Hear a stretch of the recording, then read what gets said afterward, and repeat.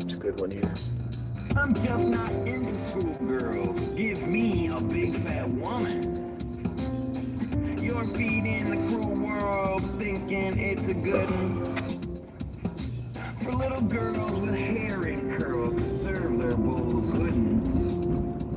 Giving pearls to bitter squirrels, say word when you know you shouldn't. Say word when you know you shouldn't.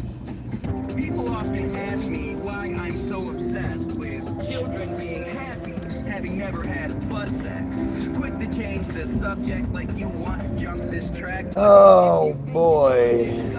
Let's just bring you back to a day when all the grass in whoever's yard was greener. When you giggled at an ass and laughed at a bajinger. When to smell somebody's finger meant you probably smell poop. When your ignorance was king and your unripened sexual fruit was more like a scoop of unplanted seeds. When you didn't need proof for Santa's good deeds. Back when the weeds and grass were different. Way before Mead's Mill put the focus on pigment. Innocent. Remember that feeling? Now imagine your Mead's Mill reference in there. bleeding, crying and pleading. The weakling you trusted to stop. You were kneeling because he said you were busted.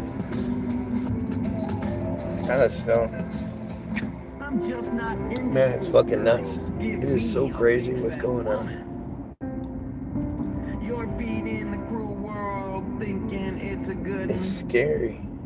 for little girls with hair and curls. It's scary.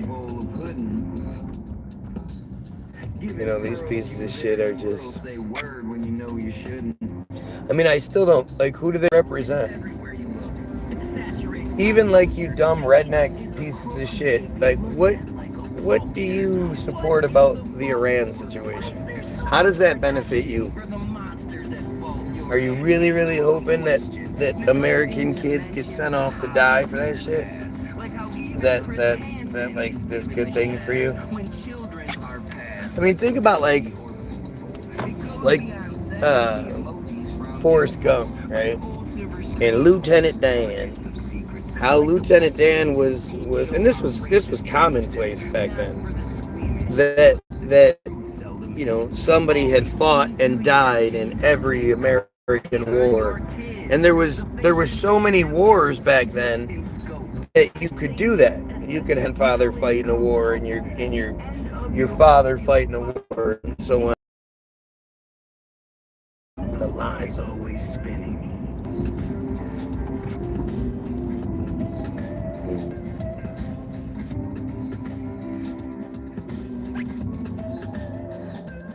I'm just not in the school. It's so cool how this song came together.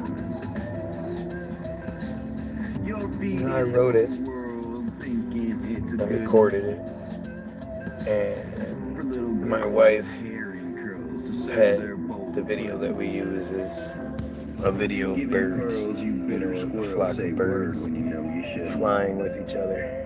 Happened to happen over Walmart one day. Hadn't seen it before, you know. So my wife recorded it, and so unlike most songs, you know, usually it's based off of something in the lyrics, whatever. Charles actually based the song off the video. It matches the birds. That's such a cool story. Yeah, some killer legs though. Those were magic legs.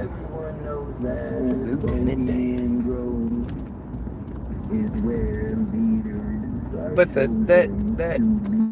that bullshit narrative that we've been given, that it's like somehow it's romantic to have a family member die in these wars and shit. I'm scared, man. I'm scared the 100-year cycle is happening. I'm scared of what 29 is going to bring, 29, 30, something like that, some sort of collapse. I can't believe that we are watching what's happening happen and we haven't revolted yet, but you know, they've made us too weak. You know, the generations before us would have done it because they could.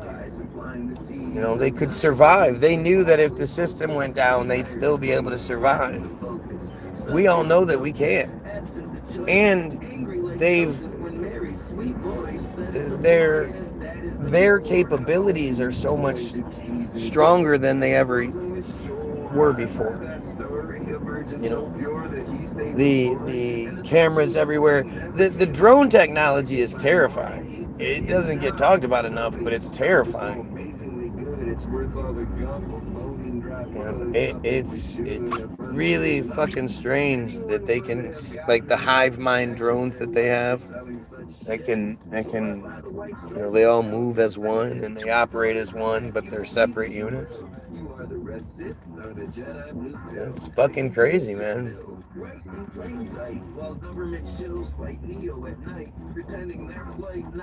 don't know.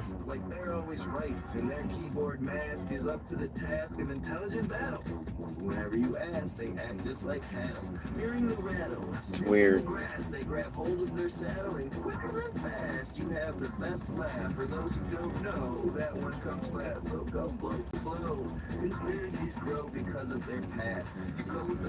I just don't.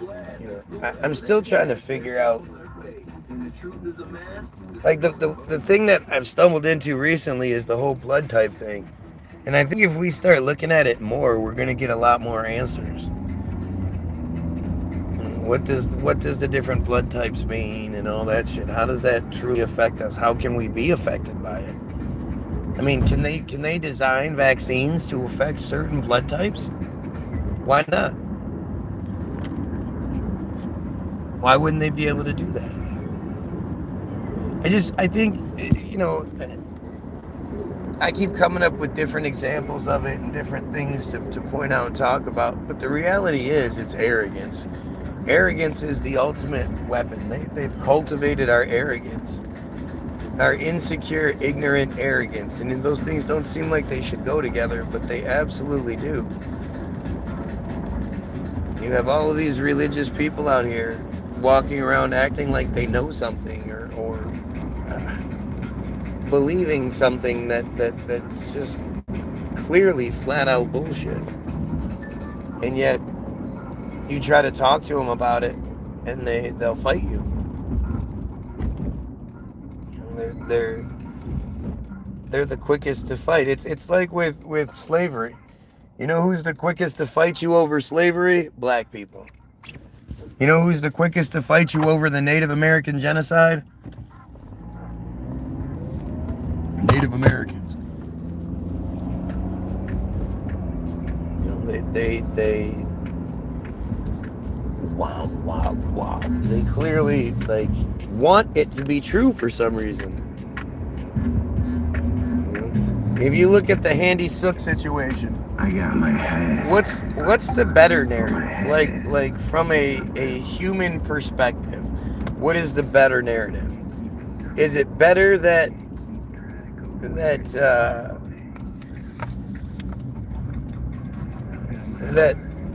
however many kids were said to have been killed were killed in that situation? Or that it's just a big lie and they sure, it's fucked up that the government manipulated and lied to us, but isn't that better than kids actually dying? It's kind of strange that the Texas version of that shooting disappeared like it did. You know, this happened the day that Israel attacked Shireen Abu Akleh's funeral, 2 days after they killed her. Remember? No, you don't remember, but they did. Memby? You Memby? You Memby? You guys Memby that? Memby berries?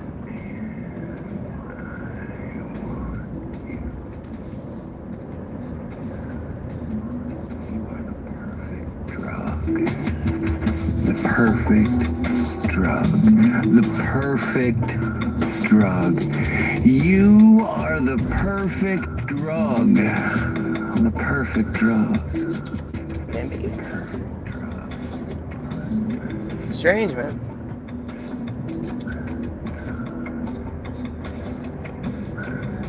we are being so manipulated on so many levels, You make me hard. and it's so easy to see it. I'm all soft inside. Like, it's weird. Like, the humbling. It's the opposite of arrogance to question something.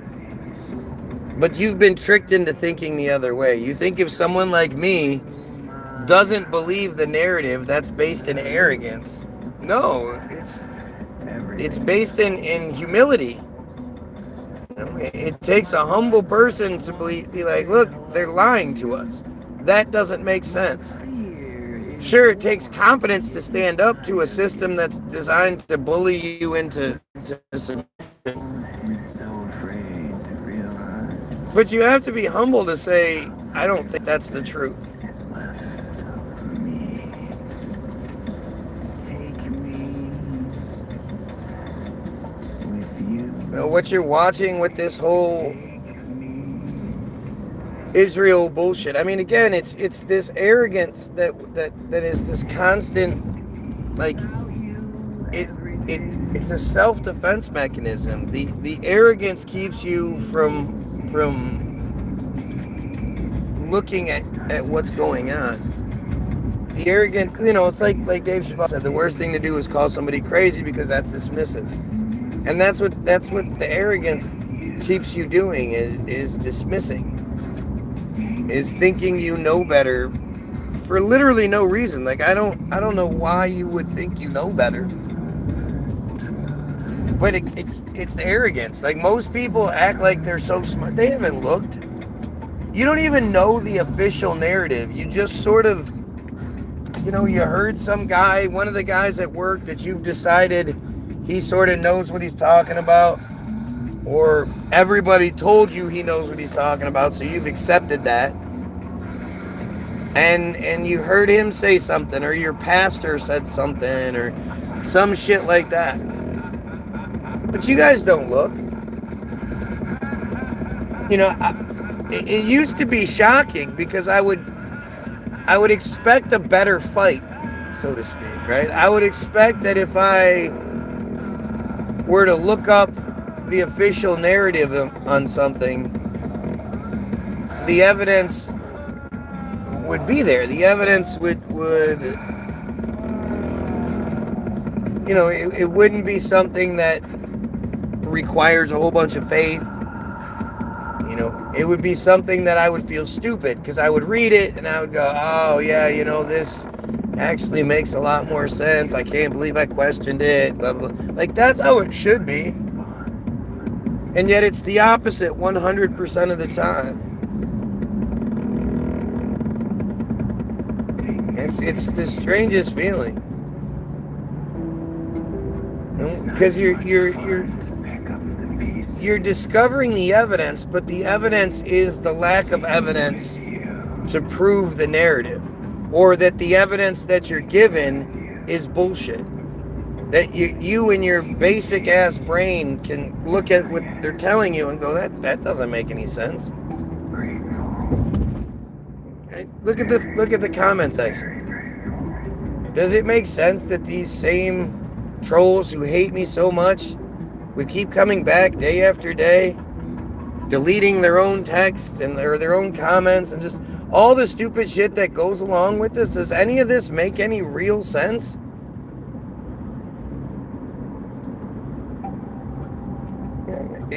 It makes Israel sense.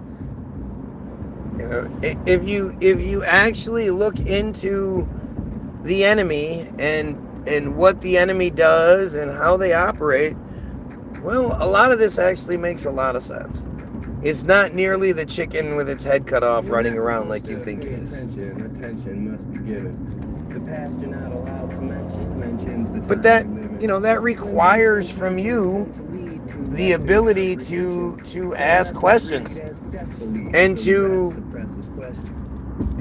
hardest thing to do is to ask the questions against the things you like. If you like it, you're going to be like, oh, I don't want to ask that question because I like the thing. The Jews. But Judaism's not a race, it's something that you choose. They misconstrue the truth. Confused like everyone else. Screwed into the news, proving ignorance of self. They stole all the wealth, we knowingly joke. But when you tighten the belt, poke under the cloak, you expose all the holes we're told to ignore.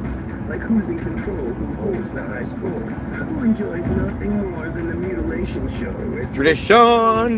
The rabbi to blow. Who's damning the flow of Islamic tolerance? Whose mercy is known to be less than obvious? Yeah, it's I don't back down from any of it. Like, I don't mind being wrong. That's the thing that I think most people have such a hard time with. Caron, what's going on? Most people have such a hard time. They're so fucking insecure. They can't be wrong. Look at all those birds. That's fucking funny. They're all just hanging out. Do. I wonder what the hierarchy is. Like, I wonder what the best spot is. And, you know, if one of them starts flying, does it mean they all will, or does it have to be a certain bird that starts flying? God will murder you. It's not Hebrew, it's Yiddish script. It's funny, like I wrote this song so long ago that I didn't know how right I was. I was so much more correct in that song than I thought I was.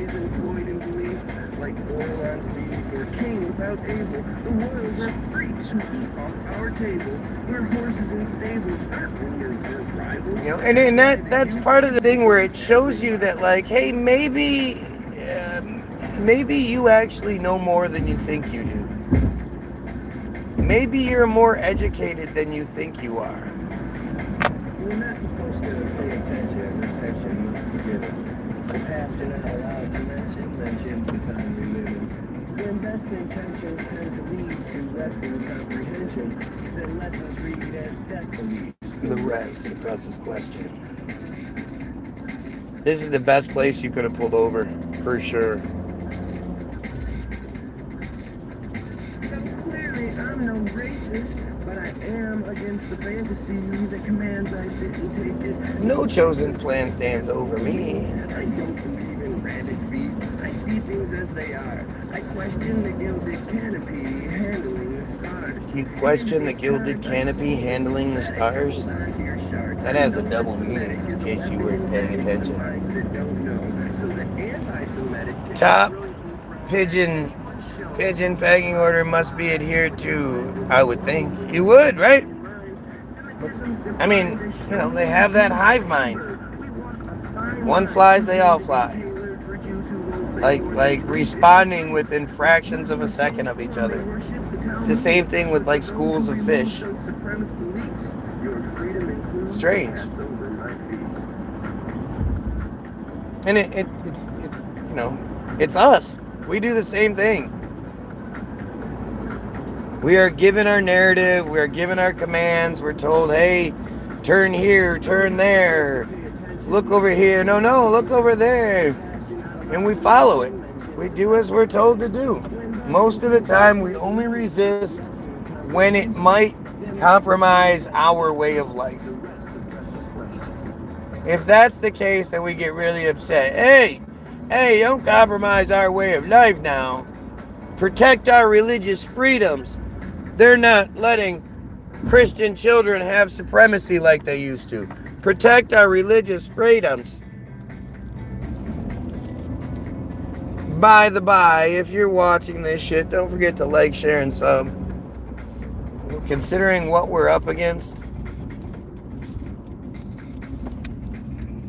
the well-oiled machine we're up against, you know, I really do think we need to, like, you know, I've stumbled onto something and I didn't quite realize, like, how important it truly is, but not so important. The fact that Israel could have taken Palestine a long time ago.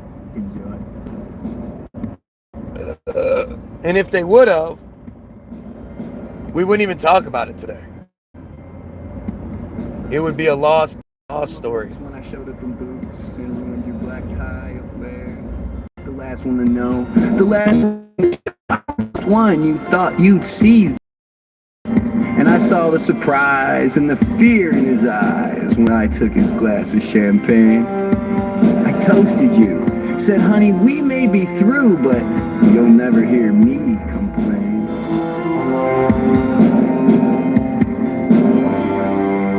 Cause I've got friends in low places where the whiskey drowns and the beer chases my blues away, and I'll be okay.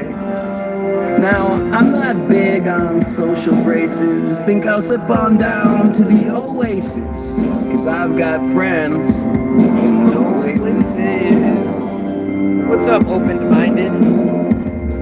Glad to see you're back. No, I guess I was wrong. I just don't belong. But then, I've been there before. Everything's alright. I'll just say goodnight. And I'll show myself to the door. No, I didn't mean to cause a big scene. Just give me an hour and then I'll be as high as that ivory tower you have been living in. It's great lines. Now I've got friends in low places where the whiskey drowns and the beer chases my blues away, and I'll be okay. Now I'm not big on social graces. Think I'll Sorry, I ended up getting distracted. I just like this music so damn much. In low places.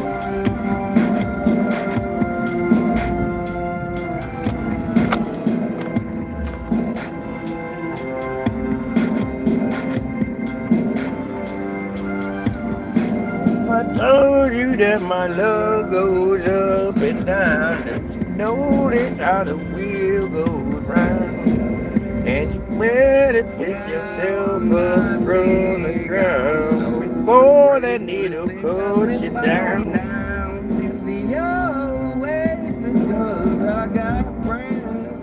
In low places. Hey, we got five viewers and 4 likes. What are you doing, Dookie? Go, man. What the fuck is wrong with you?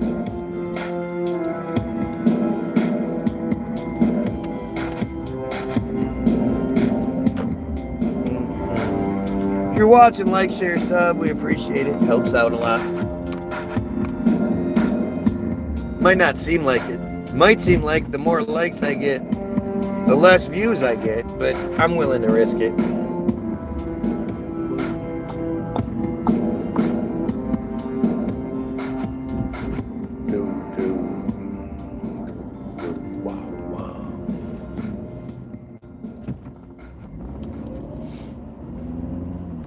Gotta love that RU High field.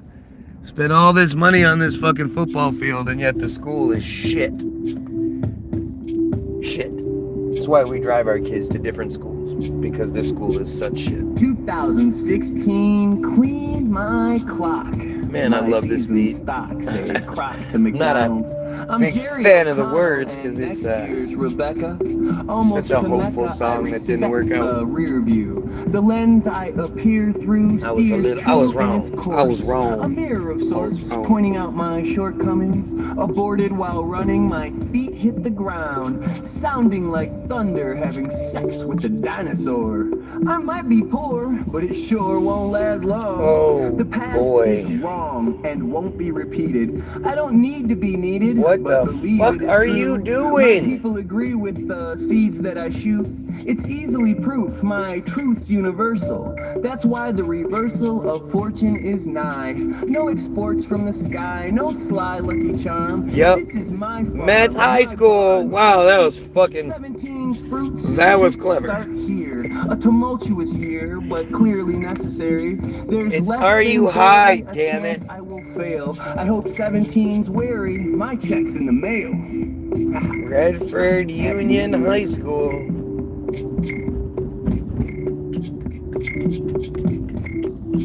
No. We used to write one every year for New Year's. No. Used to write one every year for Goodbye 9/11 as well. and good riddance. But that, you know, But thank you it's for weird. everything you have done. It's weird. Without the seeds planted. TBG ones, in that is it. 2016, They are some freaking great tracks from back then. I agree with you. Going to be I agree with you. Hey guys, look, Junkie Pedophile's here. Everybody say hi to the Junkie Pedophile. Give him some love. His dad really did a number on him when he was a kid, so he's really like weird about it now as an adult, and it's really sad. It's really sad that somebody can be so fucked up, and it's such a great example to show, you know, adults out there, parents out there, like, look how bad you can fuck up your children. You have to be really careful.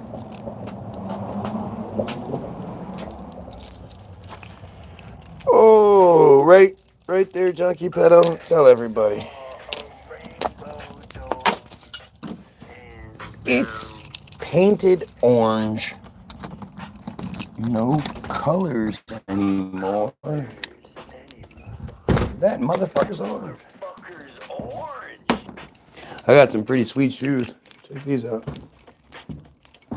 Check these fucking bad boys out. Got these. And then, on top of that, I got the red ones too. Boom. Guess how much they were? Guess. You never guess. You'll never guess how much they were. Not only are they sweet, but I thought that they were going to be a steal at $25. Then we were like, oh shit, it looks like at least one pair is on clearance, which, you know, if one pair is, then they all are.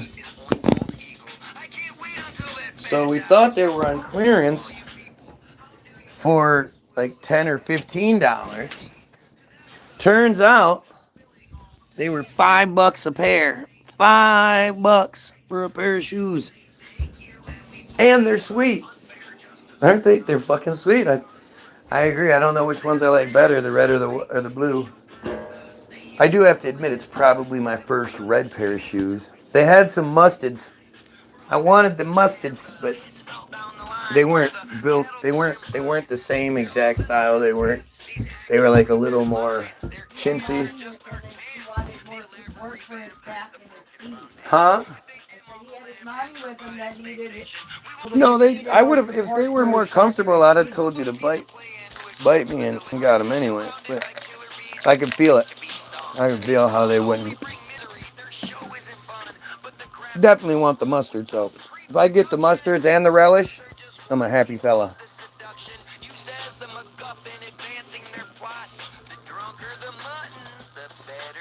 $5 a pair, right? Right.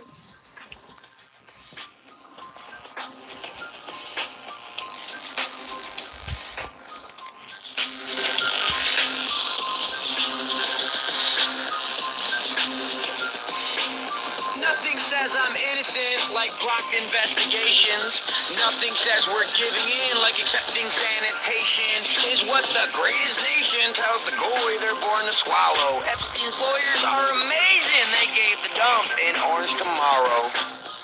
Orange Tomorrow. Orange Tomorrow. Orange Tomorrow. They gave the dump in Orange Tomorrow.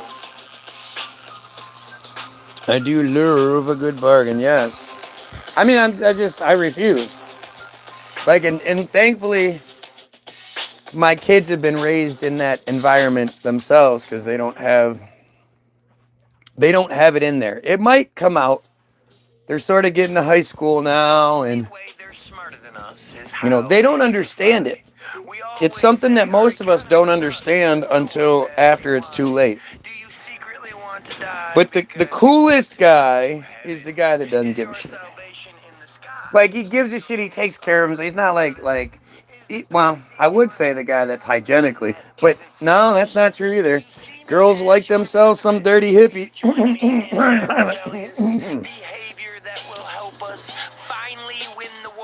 Yeah, but he can sing. He's cute and small, and he can sing, and he's dirty. He wasn't dirty back then. He was dirty.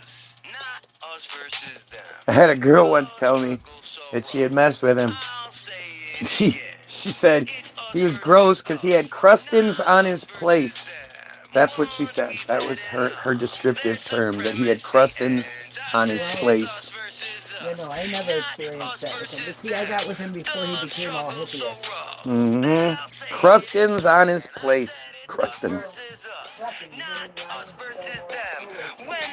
I can't even picture that. But So home is where it starts. Who's daddy's favorite team? As kids, we feel our parts to right, give our and parents again, tribute. those are kids that couldn't have been hippies without having that financial backing. Oh, no, They weren't. They were not. It's all good. They were As not. long as it's Stepdad your was not. hood. You're By the allowed time they got to that point, yeah, they were. almost like you They had more money than you realized. keep your cool. But if you jump into a Big Red had money. to do it, you can't complain from crybaby school when you're wet and feeling stupid.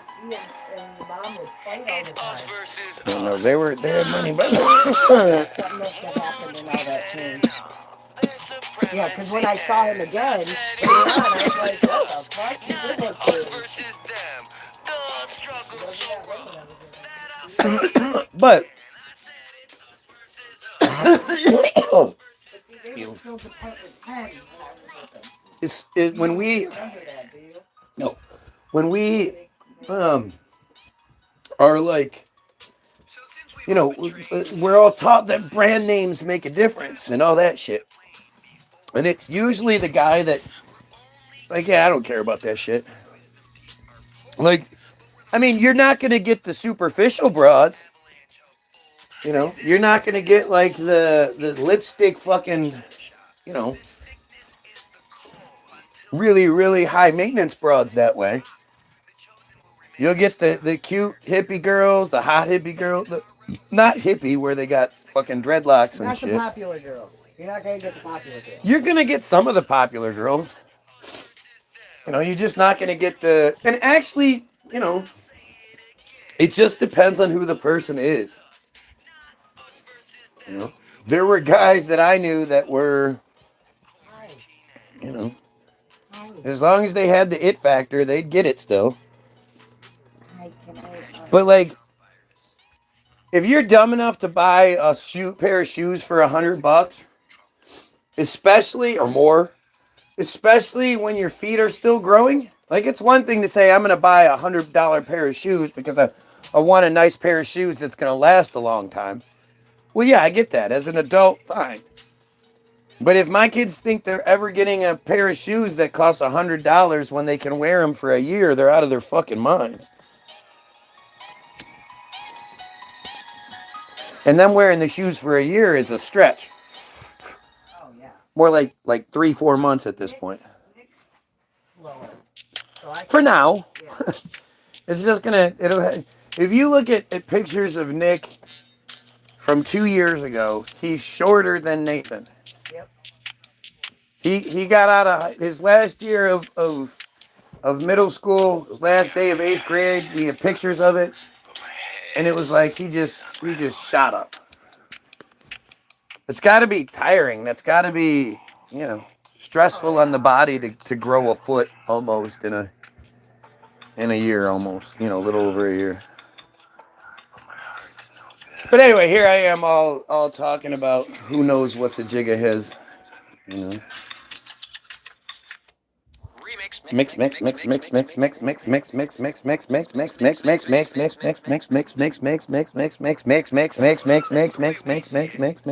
If they're gonna keep using the same hook to draw you into their nonsense, why can't we? Where is you going? No, Weinstein didn't kill himself. I might be thinking someone else, but Weinstein's gonna kill himself.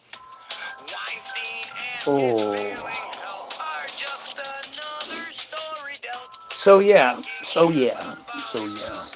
Weinstein's gonna kill himself.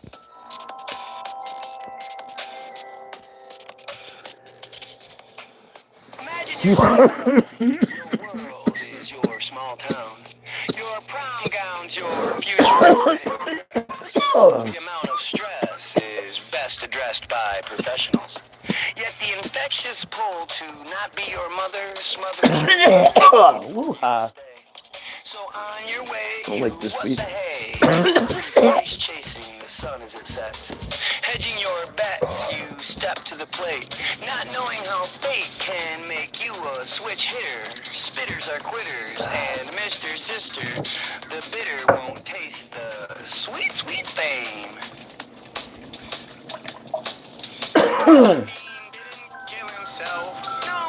I mean, seriously, like, what do people think the problem in the world is? If I'm wrong, then what is the real problem? Do you think that there's an Illuminati type thing? Is that your situation? Is that what you're stuck on?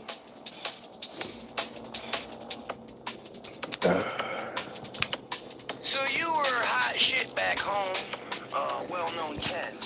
Someone that friends ended their relationships for. But now, your score's nothing more than You know, I just, this whole thing is like, I don't know what else I'm supposed to do. If you were daddy's princess, you'll win less than you. You know, when you're not wrong, it's hard to know what to adjust. You know, what isn't working. And then there's the censorship aspect where, you know, just, how do you call it anything else? Weinstein didn't kill himself. No, Weinstein didn't kill himself. I might be thinking someone else. I told you guys, holy shit, Kill himself. Weinstein I can't remember. There's a part of me that thinks I said something about us going to war by the, around there before Passover of this year. But I don't know. It's what's it called now? Purim.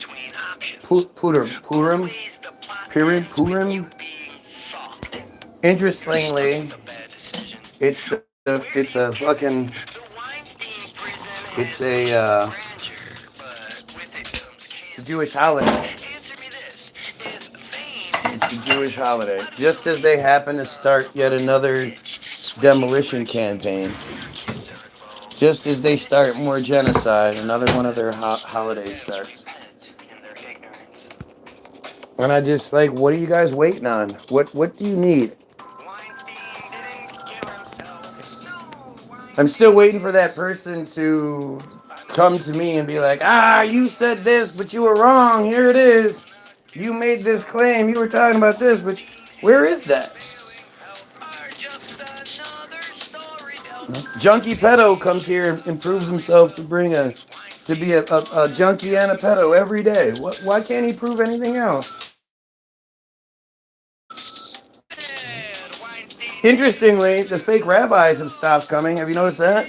It's been like 2 videos without fake rabbis here. Strangely, it seems like once I stopped, once I just stopped entertaining the idea of them being rabbis and just started calling it what it was, they disappeared. Why did the rabbis all disappear? How come they didn't use this as a teaching moment? They could have taught me, they could have taught my audience. Anybody that happens to watch this after the fact, this could have been a learning thing for everyone. Anybody that has, misconceptions about Judaism could have been put in their place. Oh. Algo!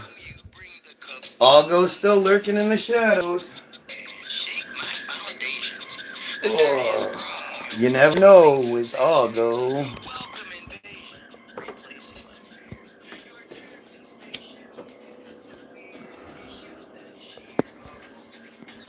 Yeah, I'm just waiting for it, man. Come on, guys. It's the shit or get off the pot point, right? If you can't tell me how I'm wrong, then I'm right. And if I'm right, then, we definitely need to do something about it, because that's another thing I'm right about. We need to unify. We need to realize, like, it's us versus them, not us versus us like they have it right now. I mean, it's interesting, like, thinking back on those conversations with Grok. as much of a waste of time as it is, I still have something that happened with Grok that nobody else can, like, that can't be explained normal, right? You can't explain it by normal shit. It doesn't fit the narrative we're given. And Grok will flat out tell you it cannot do what it did to me.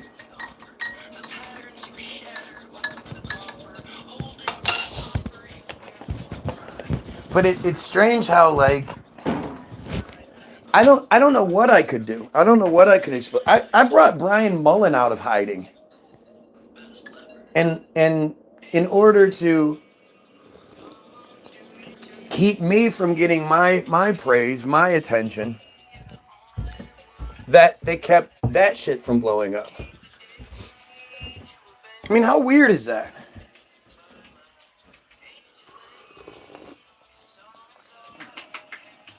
To prevent me from gaining traction, they kept the Brian Mullen story quiet. That's strange.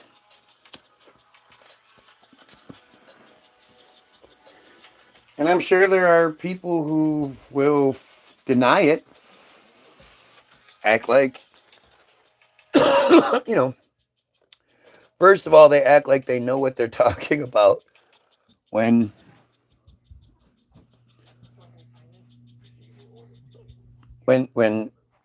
if they weren't, when they weren't even there. Like, that's the best part. But a lot of times people are just talking from their own personal experience. Like, it's not possible for Grok to do that, so it didn't happen. And watching Grok try to make it up and act like there's something nefarious going on from my end. It's just interesting. I don't know why all of my viewers aren't consistently sharing that video. It's probably one of the craziest fucking videos of 2025, to say the least. Or was it 2026? I think it was, might have been 2026. Yeah. Actually, yeah, I think it was. But it's one of the craziest videos. It's probably the craziest video featuring Grok that ever exists, you know, to ever be created. You show me a Grok video that's more telling and incredible than that video. And it's one thing to watch the clipped video, but to watch the video where the full video, to have been there, the full thing, Algo was there. It was strange.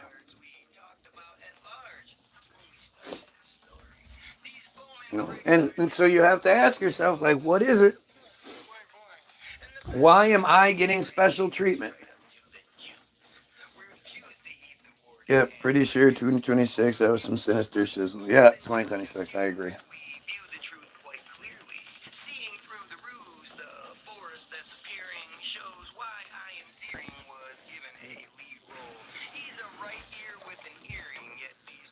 He's a right ear with an earring.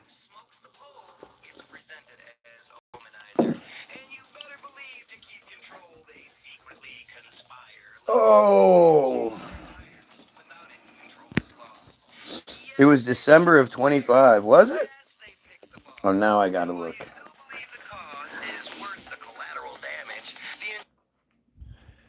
Let's see here. Let's see what we'll find when we look. I haven't looked in a while. I wonder if it has any new views. Let's see. It only has 103 views, and it's from 1 month ago. So yeah, that doesn't work for me. I need something bigger and better, because what we're dealing with, like the genocide and the pedophilia and all of that stuff, it needs to stop much more recently, much more now. It would say 2 months ago. How do we break through all of the barriers keeping my feed where it is? Big and better? That's what they want. That's how they get you. A big move. A bold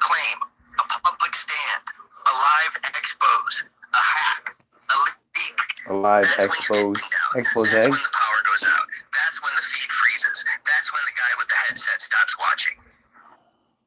Let the algorithm pick and let it go viral.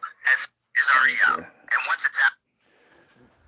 Oh, go find it. It's called Kitten Goes Crazy Over Puppy.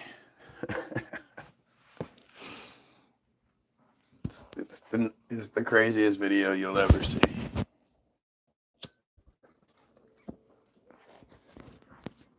See, we like, you know, especially those of us who are in this circle and who are used to Guy Williams being censored and fucked with. We're like, yeah, well, that's another one of those things. Do. On to the next thing tomorrow. Do.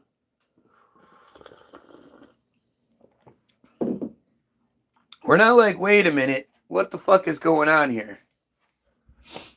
You know, we're not overriding this shit and being like, you know, clearly they're fucking with something. Clearly they're doing something they're not supposed to be doing.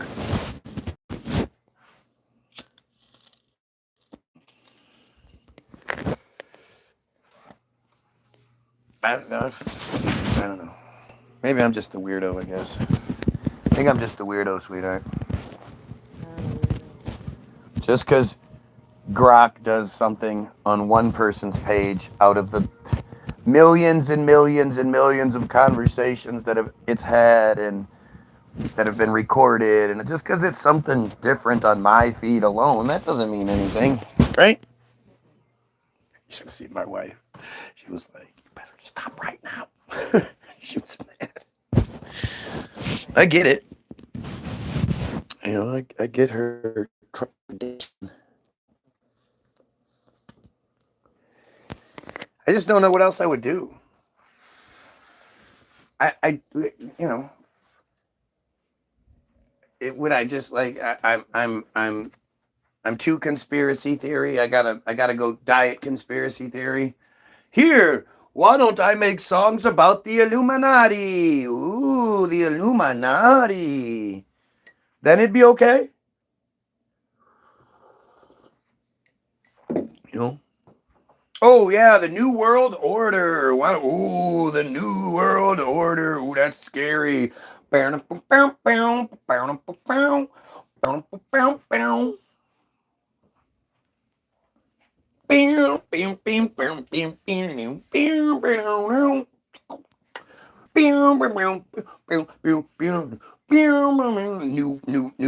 World Order. Come on, where's all my wrestling nerds?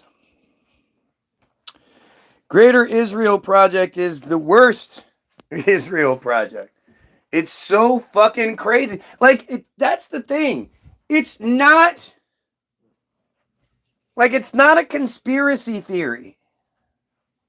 Like, this is that thing where I just don't understand what your brother, average patriot, I'm a patriot, America's beautiful, America's the best. What part of the Greater Israel Project don't you believe? Like, it's terrifying. People don't know it. It's fucking terrifying. Most people have no idea what that is. You give people too much credit. I keep telling you. Sure, but it's I don't even think like, okay, fine. Average person doesn't know, so it's up to us to but all the people that are here, I just assume if you're here, then you have to have a base. You know, you have to, especially if you've come here multiple times and you seem to know all kinds of stuff about me, like you've been watching me for years. So clearly you pay attention. Well, you need to. Ooh, Junkie Pedophile says you're dead. At least he got his "you're" right this time. You need to do more of when you bring stuff up like that, explaining it. That's what I'm trying to do. It is your awareness. It's education. Just wait. Pedophile's gonna kill me. He doesn't like that I think we should kill pedos. He's gonna borrow his mom's car. Drive up here from Florida. Just you wait. I don't like you because you're so much smarter and better than me, and you're not a junkie or a pedophile, so what are you gonna do, junkie pedophile? Ask yourself, watchers, why is junkie pedophile so obsessed with me?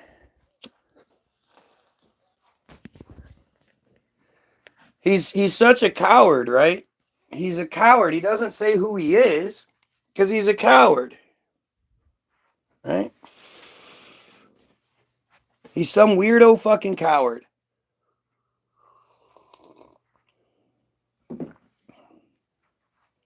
And he's obsessed.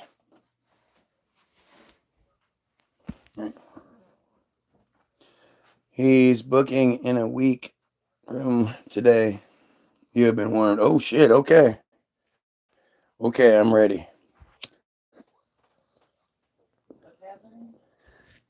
Junkie pedophile is obsessed with me.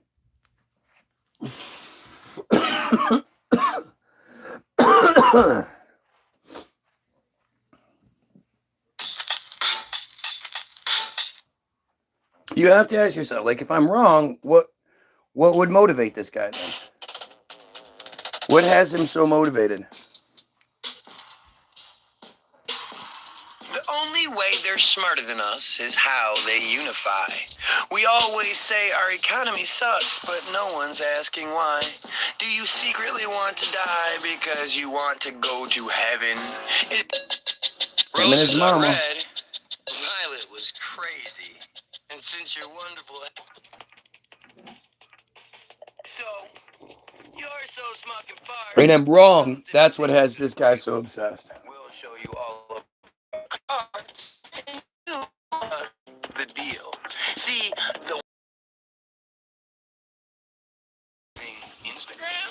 Your spiel was said with zeal, yet left us quite indifferent, and the simplest plan often goes awry. So instant the hand showed two of a kind. We knew that rewind would be how we move forward.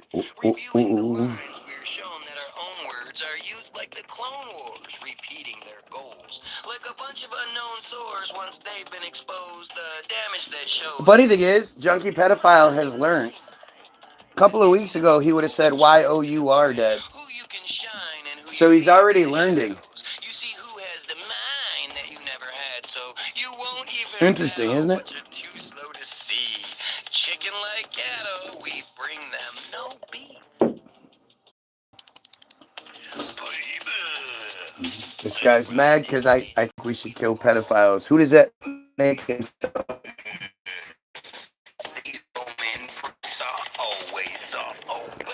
Who gets mad at the guy who thinks we're pedophiles? Other than pedophiles, cowardly pedophiles. Hey, Joseph, you pray out every morning on your little drives. Yeah, that's what I'm doing. You bring justice. All right. I'm praying on children while I'm live talking about how we should kill pedophiles. Yep, that's how that works. What a clown. And again, he's such a coward. Why don't you tell us who you are, junkie pedophile coward?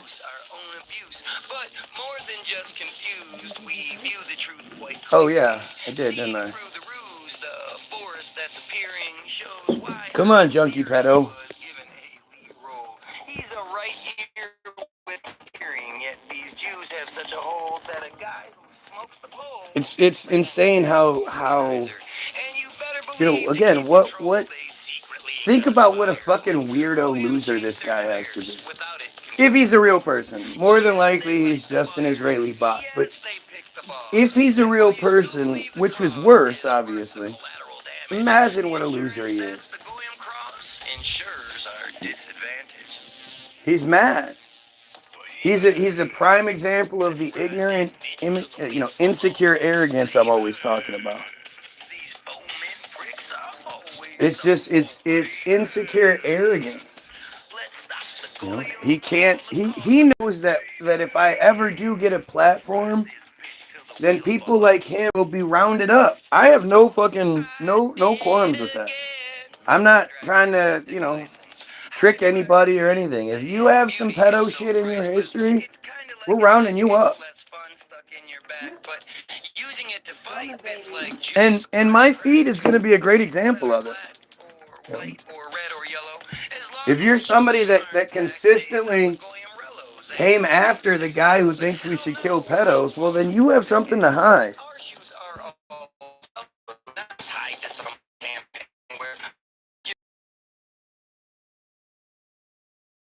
It's it's the reality of things that needs to be handled. And that also comes with removing the pedophile cult from our country. I say we should remove it altogether, but I'm not a big let's kill them all guy. Although, there's something to it. You fucking, if you believe in the narrative, if you push the narrative and you're not outwardly, saying something, or the only thing that you do speak out for is against someone like me, well then that's enough for me. That's enough to warrant a very, very strictster, a very, very thorough search.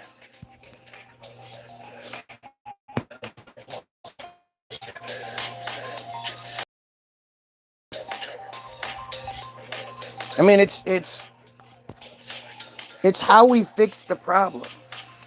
We have to fix problems. We can't just say like we have to come up with plans. And we have to come up with plans that are legal to a degree and all that stuff. We have to fix the shit. We can't just keep bitching about it. But we also have to understand that, the LeBron James thing. We have to be more prepared for it. We have to start being prepared for it before it happens, not once it happens.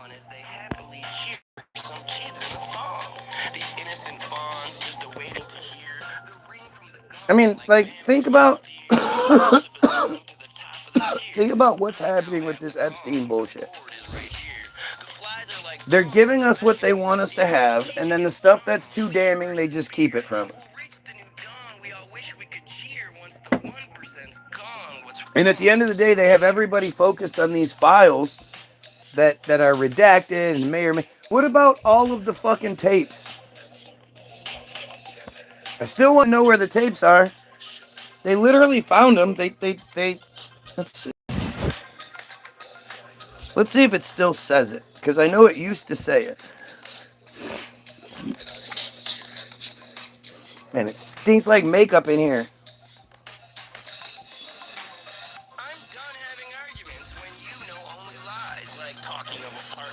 And of course, it's all.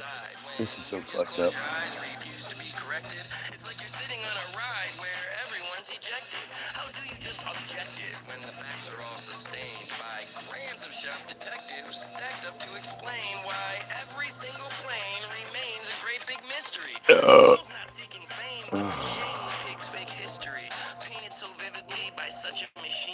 Shakespeare's monkeys wrote God Save the Queen. The obvious scheme controlling the goy devours the dream like clergy do boys. It's urgent the coy. Legal issues. In 1996, Maria Farmer alleged in a report to the FBI that she believed Epstein had stolen photographs she took of underage siblings and threatened her. Why did she take photos of underage siblings?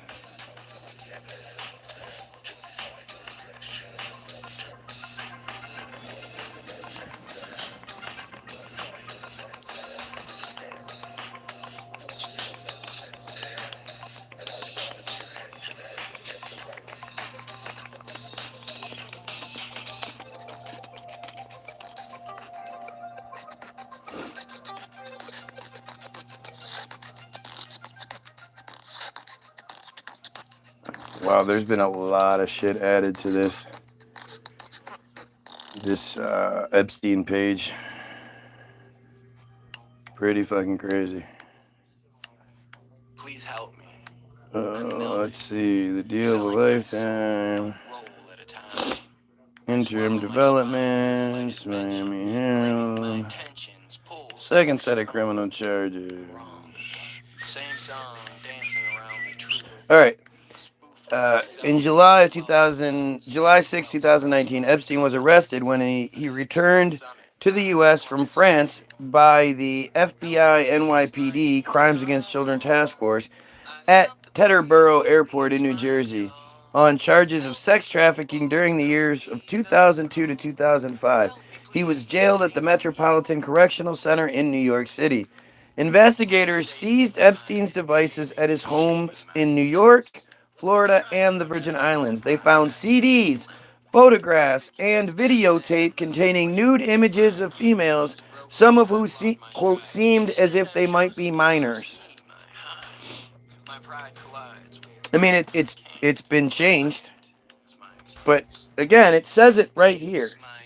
It says that they found all of these CDs, DVDs, tapes, fucking flash drives, whatever you want to call it. Why don't they, where is the outrage at this? Where is the demand by the people? What if you identify the people in the photos and in the movies and in the shit, and then you ask them, hey, is it okay if we identify, because they always talk about how they're trying to protect the identities of the victims, even though the victims keep coming out and saying, yeah, go ahead and show everything. We want these fuckers in trouble. There's no need to redact anything. We're out here saying it's us.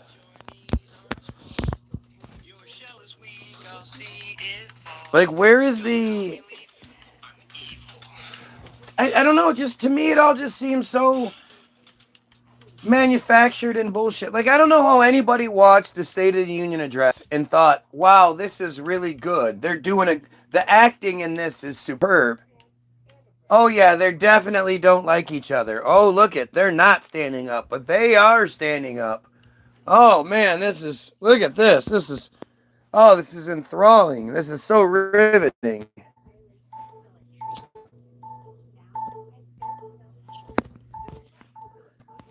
They clearly had a pre-production meeting. It was all mapped out. The fact that they're bringing in special guests at certain times, that tells you that it's all pre-planned, and they all know it. They've already all done it once. The fact they all knew to stand and start clapping at the same time, and knew to stop clapping at the same time. What was the signal? How was that working out? How did they all know exactly to do that? And it was such a clown show. God, it was so embarrassing. But it seems like they're doing that on purpose. To me, it seems like they're doing it on purpose. They're presenting us with the dumbest, most obvious, ridiculous shit so that we feel like, they're obviously lying. Now what? And what can they do? What can we do? It just seems like they're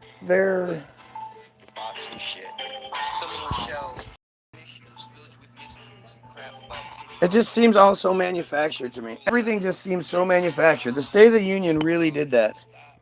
I'm not saying you're unrealistic. Just ask yourself, is this all that you want? If it is, who am I to say you're wrong? Continue along the path you're on, bouncing around like Ritalin needed. Like gas in a cloud, molecule sound, everything's path is moving around. Constantly missing like comets and planets who one day be kissing. Imagine the dance, the fact that we've managed to handle this challenge is a plan which has no foundation. The risks that are taken, the wrong time and place, and boom. When heading down the path you choose, your view's your own. It's unknown who else is paying attention. Not to mention chance. A chance every time you roll into the seven. It's like saying heaven is achievable. Not very believable. Neither is love. I mean, look at again. Where are all the comments? Where are all the people telling me what I'm wrong about? Please tell me how I'm wrong about all of this Epstein stuff. I've been literally since Trump.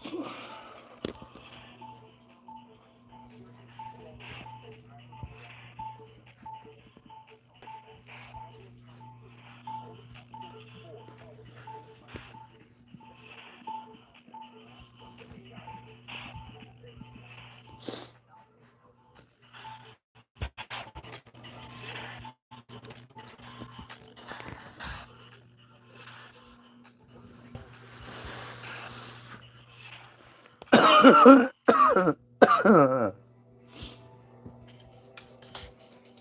need to pull back. I don't know. Problem. I'm losing my grasp on the last of my noggin.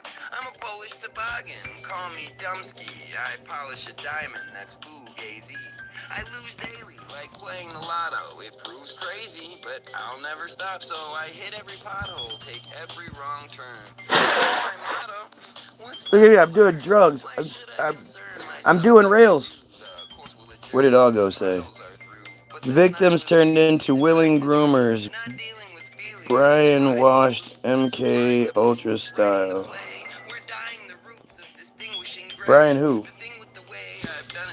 They had at least a couple of dress rehearsals at least, and that's a Scott talking. We have ready-made and or known factors, evidence as well as opinions, probably the best in.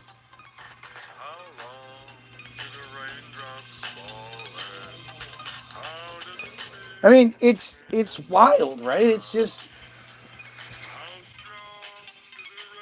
it's such a weird thing.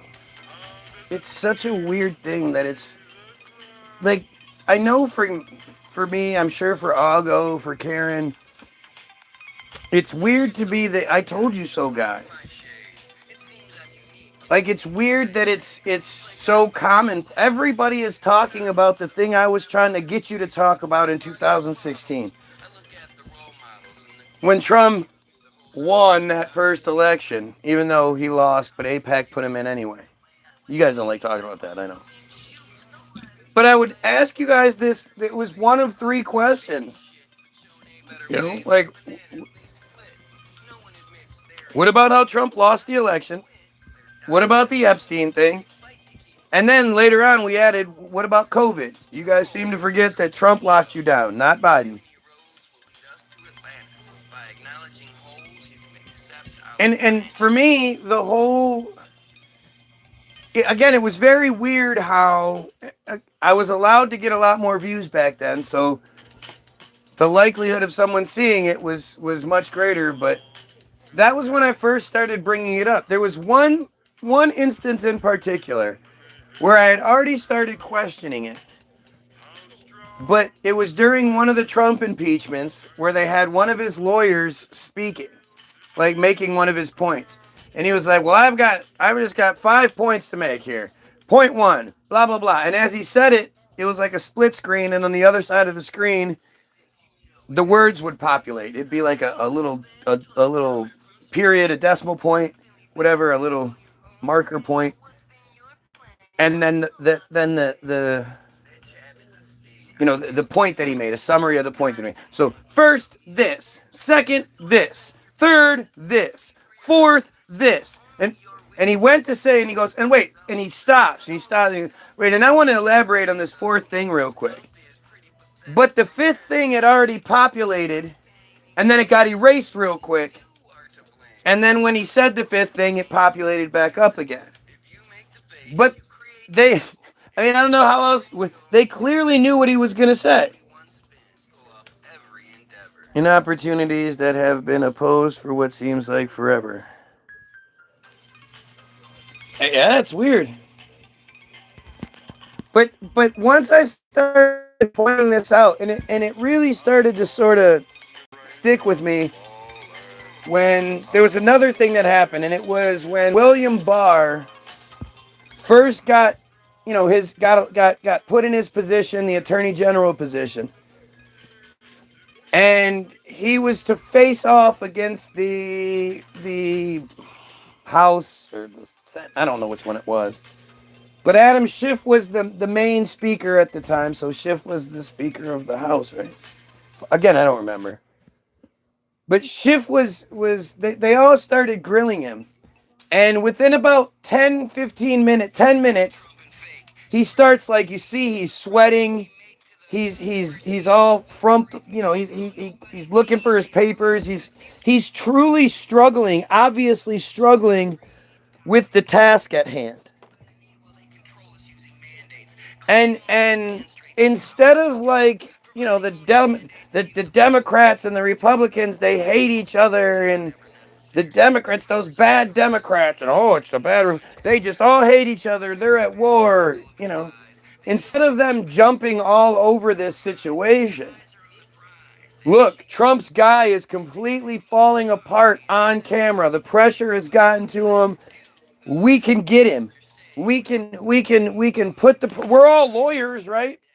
We're all piece of shit lawyers, so we all know what pressure looks like. Let's give them the pressure. It's time for the pressure. It's time for the pressure.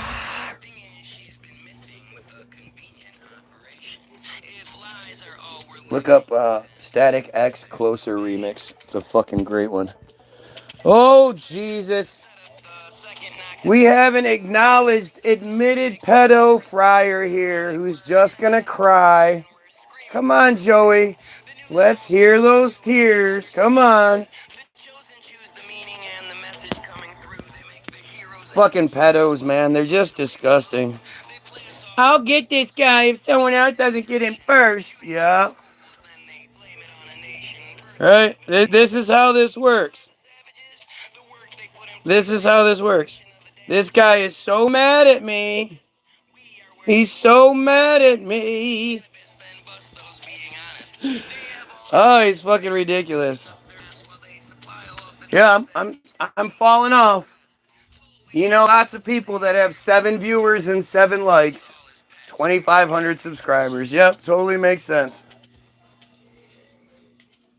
These pedos are just gross, man.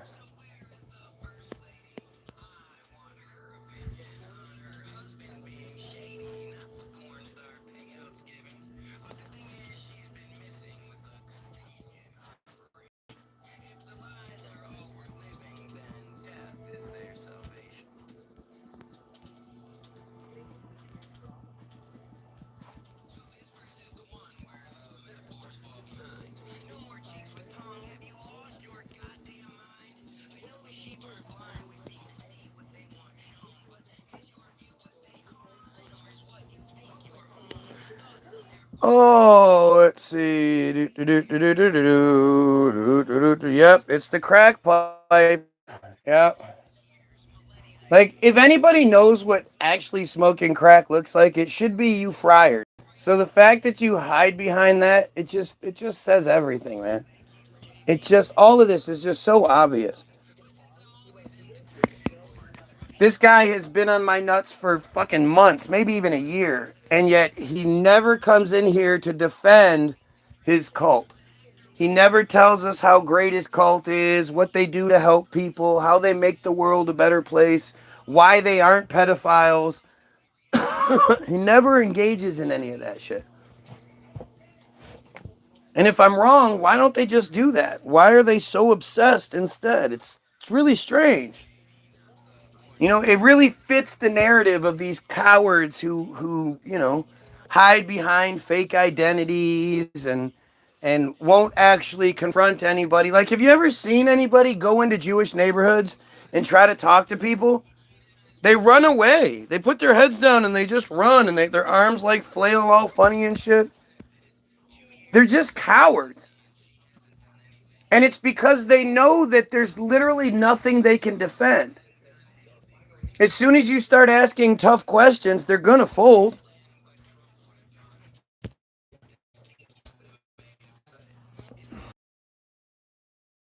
Look, I'm getting death threats, guys. I'm getting death threats. Howard, again, won't show who he is. Why are you such a coward, junkie pedophile?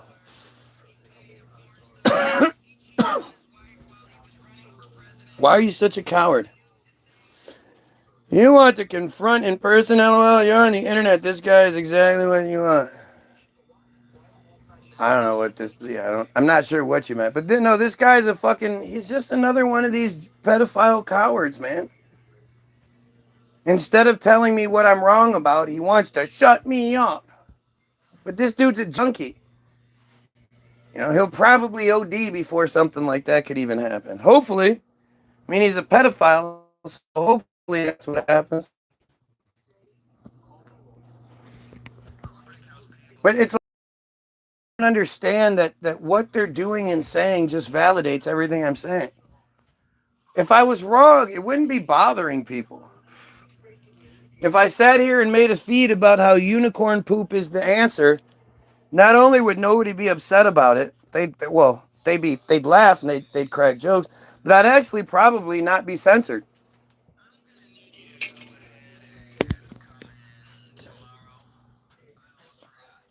I like these responses. No, I wish you guys were smarter. Believe me, I wish there was something to learn from you guys other than what you present and what we can learn from you, but like not from what you have to say, right? Like you say a lot more than you realize, but the fact that you can't actually address anything is really interesting. Mm-hmm. I'm a junkie, all right. Yes, sir. Look at all the track marks. Look at them all. Woo! Tons of track marks. I'm a junkie. I'm a crackhead. I'm a meth head. I'm an alcoholic. I beat my wife. I kick my kids. I kick my dogs. I do all these things. If that's true, does any of that take away from the systematic and ritualistic abuse, sexual abuse that entire culture does, that entire cult does? Like how does it take away from? Where's the distinction? Interesting how you can talk your shit to me about what you perceive, but when I present you with facts about what's going on, you have nothing to say. No, dude, it's Kaylee. Oh, sorry, female. It's meth, it's crack, it's heroin, it's crocodile. I got some acid in there. I got some PCP in there. Got that water. You know, plus I'm fucking drunk. I know this looks like tea, but it's straight moonshine. 200 proof. Boom. My wife is quiet because I've shut her up. Pow pow pow. My kids aren't at school. I shut them up. Pow pow pow. My animals, they're all quiet because I'm like drop kicking. You know? All of these things, all of these excuses, all of this crybaby that people couldn't come up with. Because, you know, I think we should kill pedos and overthrow the friars. It's really interesting. Yes, I prey on children. Yeah, young children. Again, what are you basing this on? What delusional fucking fantasy are you having now? I love this idea of you're coming up with something based on what exactly? Just more of your fantasies? It's probably more of you actually projecting. I know this is one of your little things, but just like the thing with the dad, because it used to be like one of his burns was, oh yeah, this guy's dad did a number on him when he was a kid. Ha ha ha. Like he's like making jokes about it and shit. Like if it was true, somehow it would be like I would be bad because of it. Or, like this guy's fucking weird. But it's also because that's what his dad did to him. You know, when you're bringing shit, very specific, weird shit up at like, nobody's even talking about shit like that, and you just bring it out of nowhere, you're letting us know a window into you. And so this guy talking about how he preys on young children every morning based on, I don't know what, like, considering I do the opposite in everything that I do, and you have a problem with what I do, kind of seems like you're the guilty one here, doesn't it? Especially since, like everything else, I can engage. I can, have the conversation.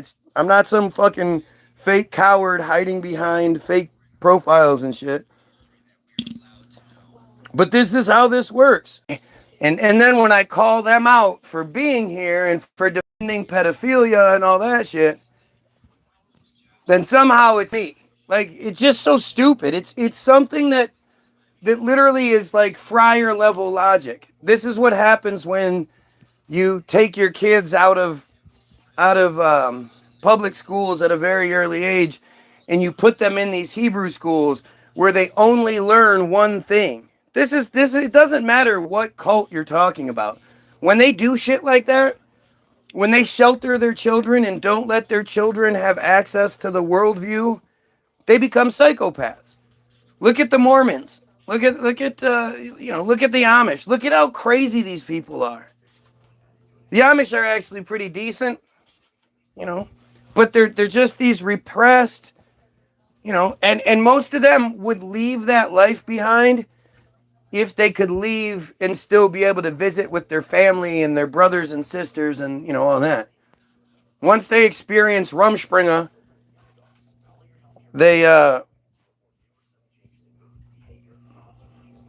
once they want that life, but they get threatened with losing everything. We can educate ourselves by observing their ramblings, all about how they're listening to his rambling. I'll go for you. Here in Israel, and I mean none of the crazy things you claim. Yeah, let's believe what the friar is saying. And actually, you see that a lot, right? You see that a lot where the Israelis are posting videos about the parties that they're having and the great times that they're having, while miles away people are being starved to death, genocided, raped, murdered, all that shit. This guy's pretending like, well, here I am in Israel, and I don't see any children being raped. Right, because it's just out in the open like that. Gotcha, you dumbass. Everything you say is a lie. Yep, so address it. Address it. Address what I'm saying. You address Matitza Bapay, and you tell me how I'm lying about it. You tell me how I'm lying about what the Talmud says about children 3 years and 1 day old. Go ahead.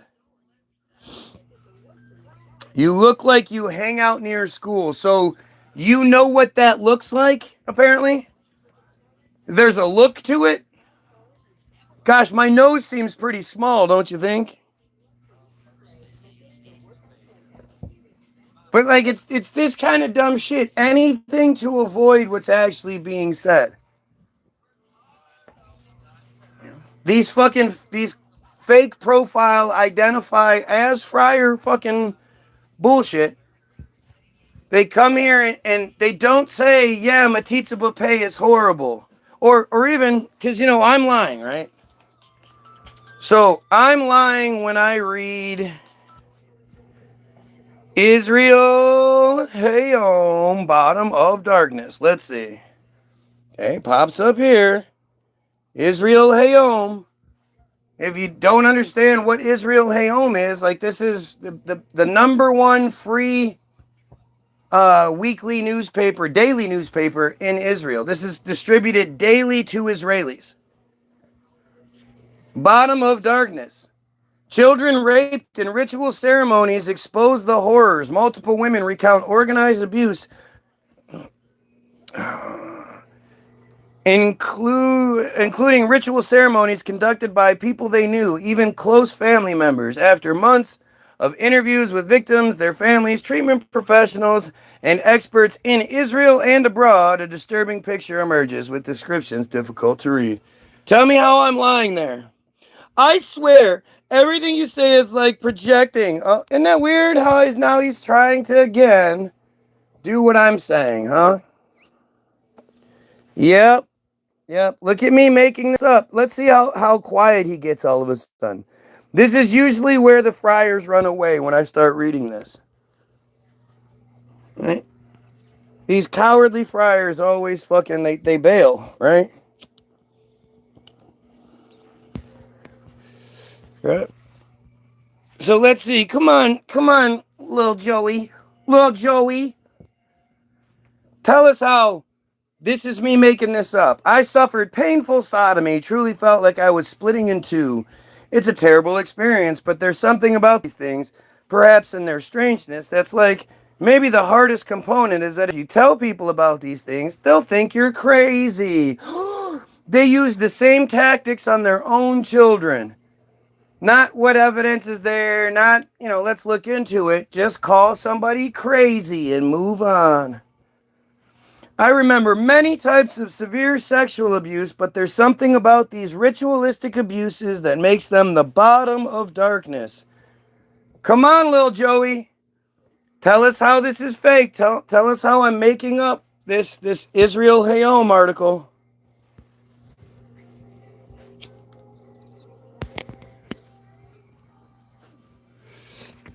Yeah. You know what you're talking about. That's for sure.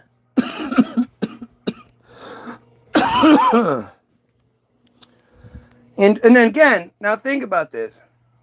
You're not hearing what's being said and going, wow, this is really fucked up. We need to do something about it. You're going, wah, I think I know stuff.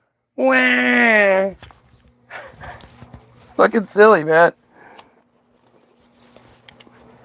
These super heavy pipes. Holding that pipe is super heavy.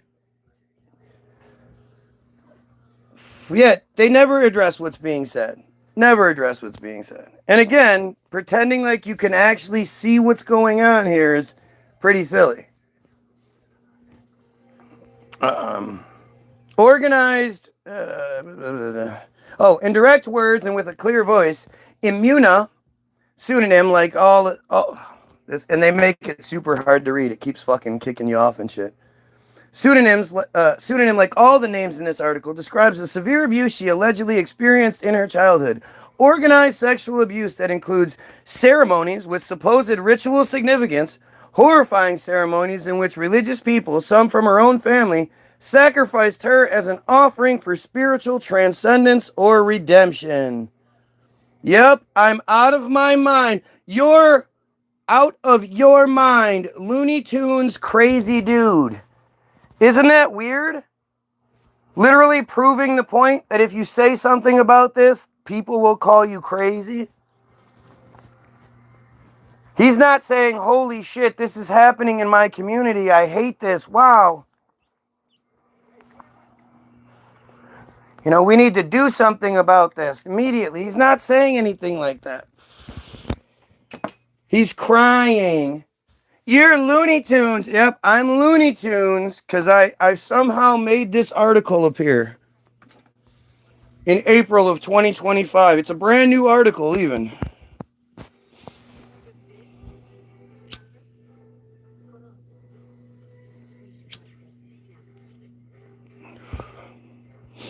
If you're talking about anything other than what I'm talking about, I'm not interested. If you want to talk about something else, make a feed. Talk about it.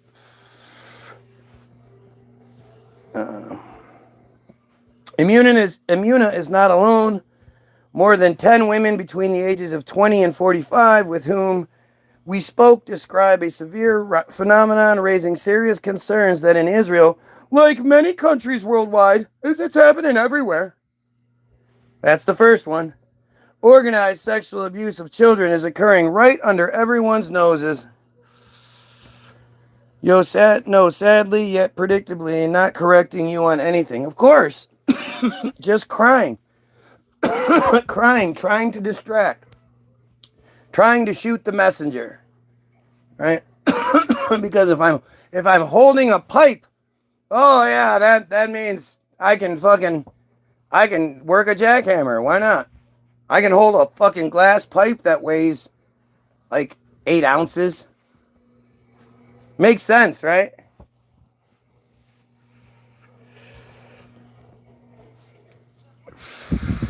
And that's way more important than what I'm talking about. Perhaps the world knows that rape occurs, that incest exists, but this the world doesn't know, Imuna said. These acts have been kept secret for years, perhaps because of their insanity. Perhaps because of their insanity, it was always very, very strange, as if there was an internal logic. But it was so crazy, very strange things happen there, normalized in a ritualistic and orderly manner. There's a specific time. There's when to say this verse and when to say that verse. There's an order as if things are supposed to be done this way. Come on, Joey. Where is your brilliance here? We need some, some clarification on how I'm making all of this up.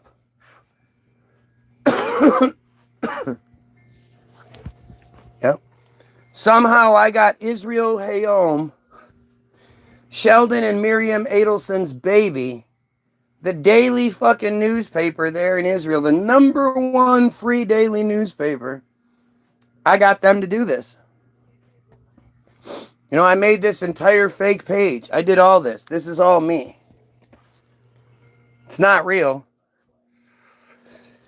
It's not way more important than literally anything I do. Again, if I was smoking all the crack and smack and heroin and glass and ice and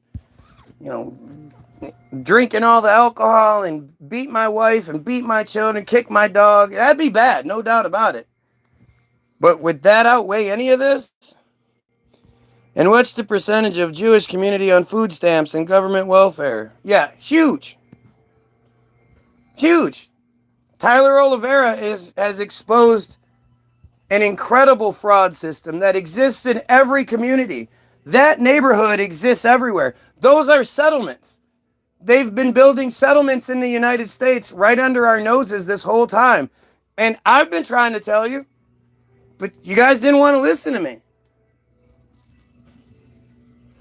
Anybody with half a brain, disprove all the lies you were spewing.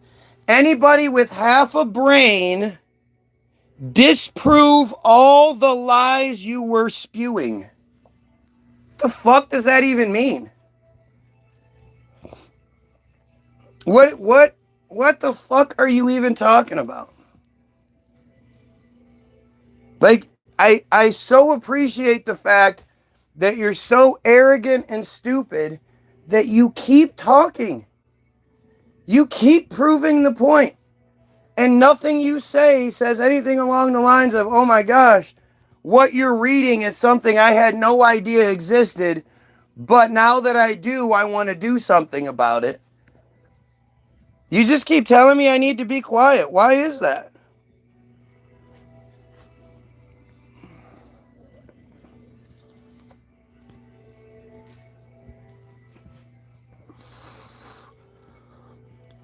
Each woman we interviewed during our investigation has a different life story. They come from different areas of the country, from north to south. Each is at a different place in her life. Some are students, others work and manage careers and family lives, and there are also young women barely surviving, clinging on to life by their fingernails. I'm spewing these lies by reading this Israel Hayom article. These women did not know each other previously, grew up in different communities, and come from different sectors and religious streams. Yet the ritual abuse stories they describe are similar in ways that compel us to listen and not turn a blind eye. What the fuck?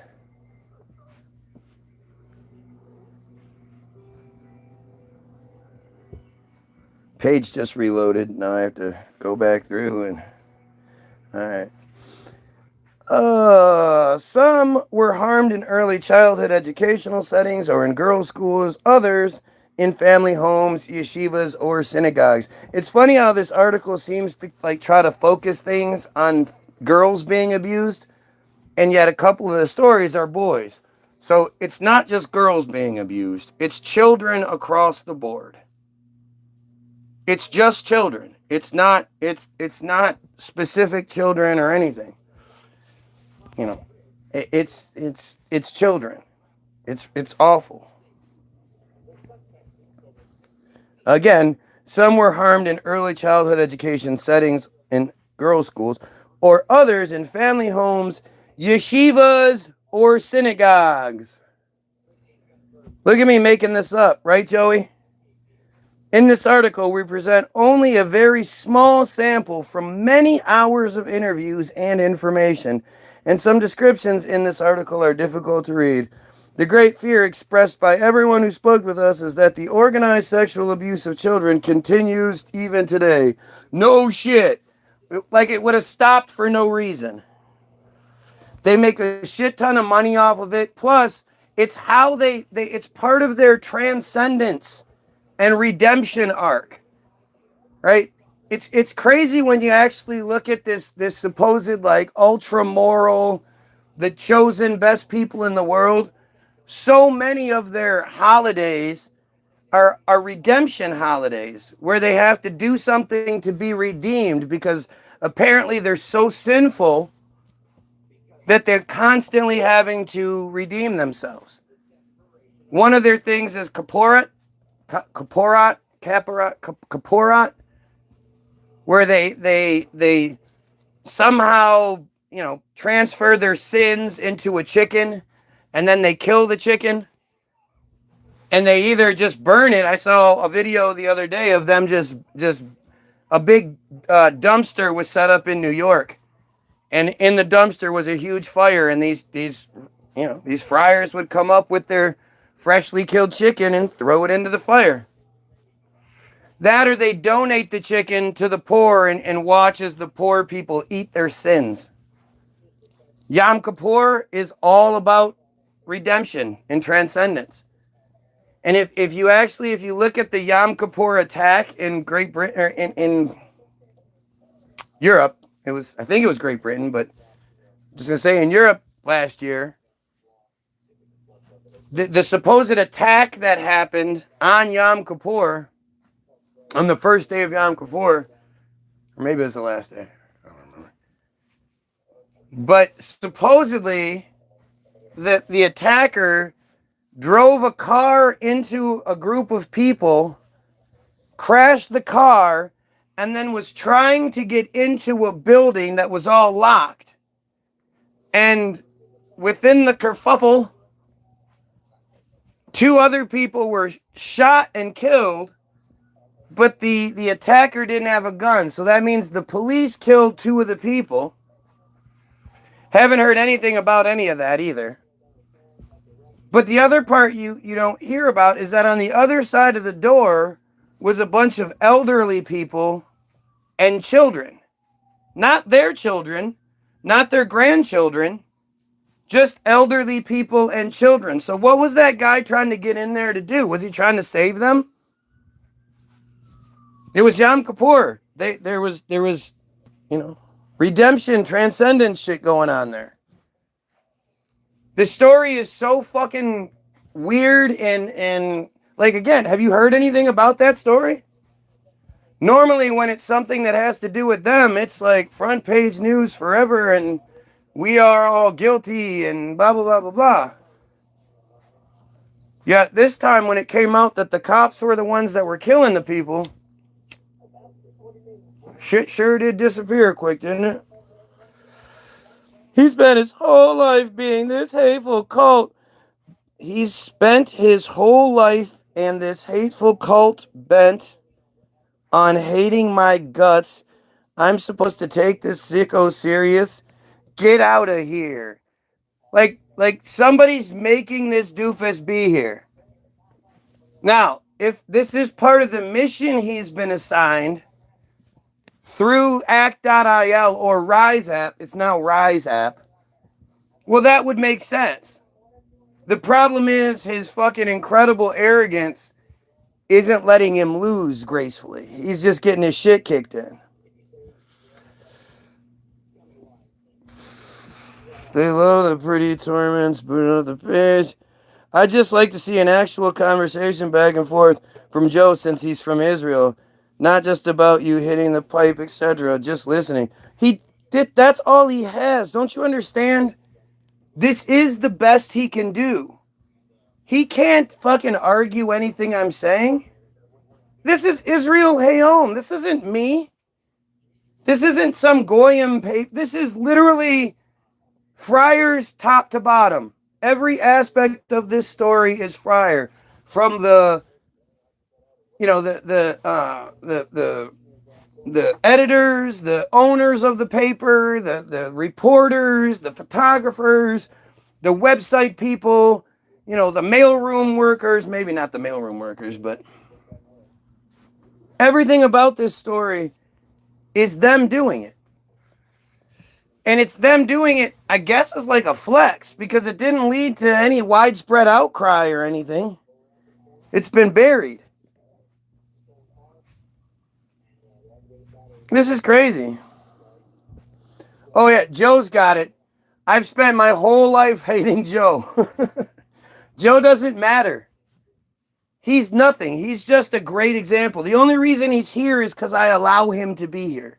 Understand that. If Joe was some sort of issue or something, I'd just delete him. But the fact that he's here is because he's allowed to be here.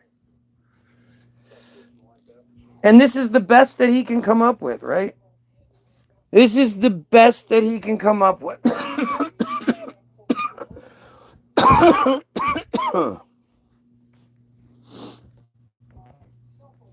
I mean, it's pretty embarrassing because you have to take it seriously. You have to look at the fact that this guy is acknowledging that he's a friar.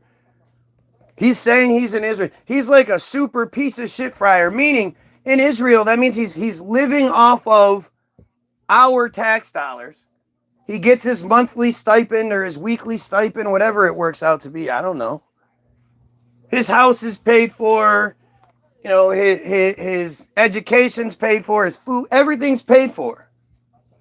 While they're consistently oppressing Palestinians and everyone else around them. They're picking fights with everybody.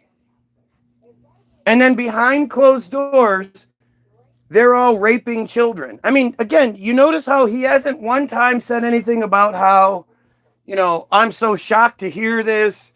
I had no idea this was going on. Now I do, and I'm appalled, and I want to do something about it. He knows about Matitza B'Peh. He knows about all this shit. He's not surprised at all. It's not blood labels. It's blood libels, you moron. He doesn't even get his shit right. And blood libels is one of those things that they've corrupted.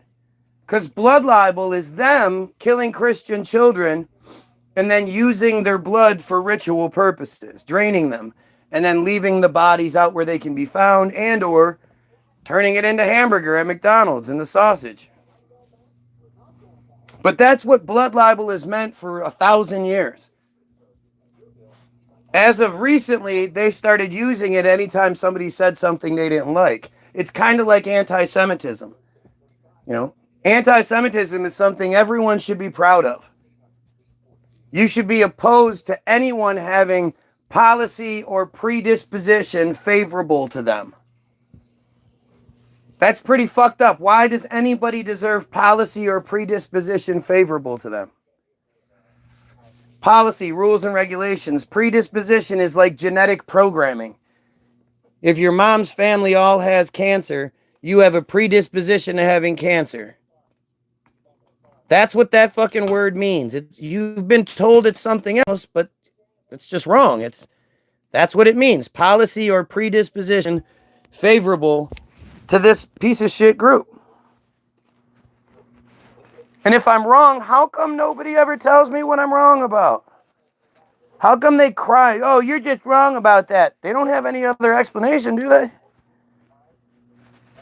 And I just keep reading to you from their examples. I don't read to you from anything like Alex Jones's page or some shit.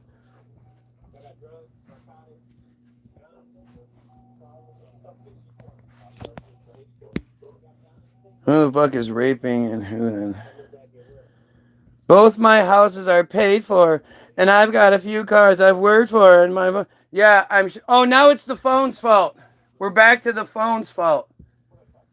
This guy has multiple houses and cars, and he's living the high life. He's worked really hard for it, yet he's here all the time. And he's not out there enjoying the life. He's worried about what this loser with 10 viewers has to say. Totally seems believable, doesn't it? Can you imagine having all of that favor, having all of that shit given to you? He didn't work for shit. Don't get it twisted. And he's a liar. He's already proven that he's a liar. He likes to exaggerate his wealth. He claimed he would give me $10,000 if I sent him my phone because I'm scared of what I have on my phone. And then when I said, all right, do it. Send $10,000. You're so rich, 10 grand shouldn't be shit to you, right? Then he backed out, started crying about something else. The phone with PTSD, it's the phone's fault. Yep. It's the phone's fault. And he's worked really hard for everything he has. And when he was little, he used to have to reuse sandwich baggies to save his father a penny. And when he was really small, him and his sister had to share a pair of shoes. And yeah, we know all the fucking stories.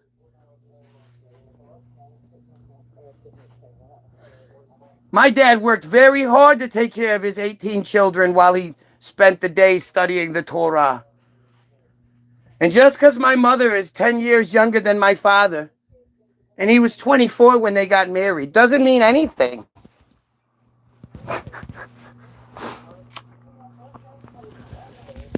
They're just disgusting, man.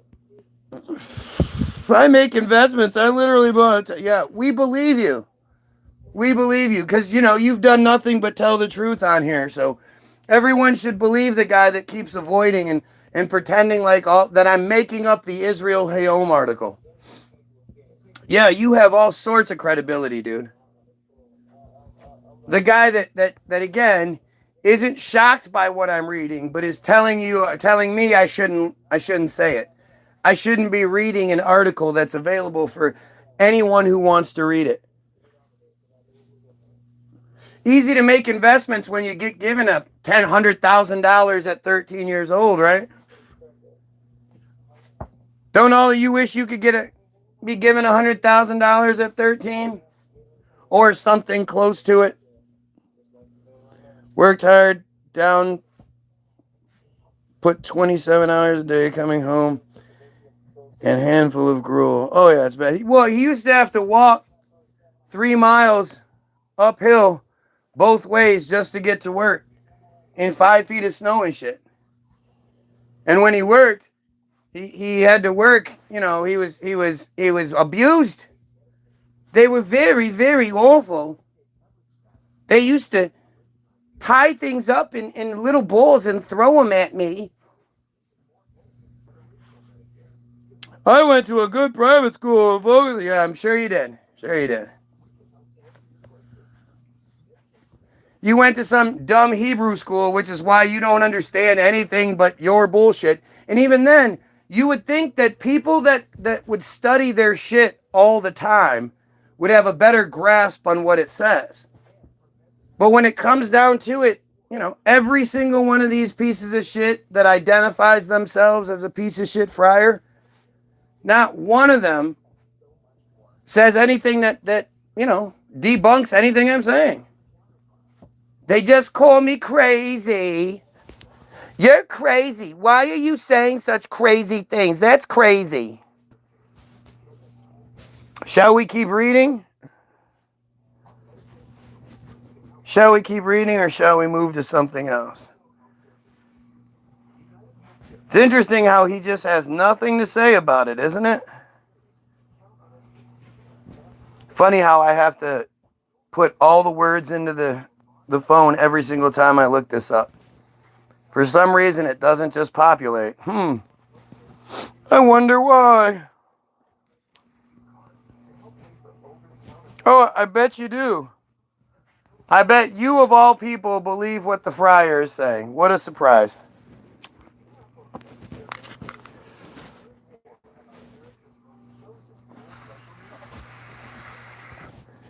In this article, victim, sacrifice, punishment, correction, transcendence, redemption.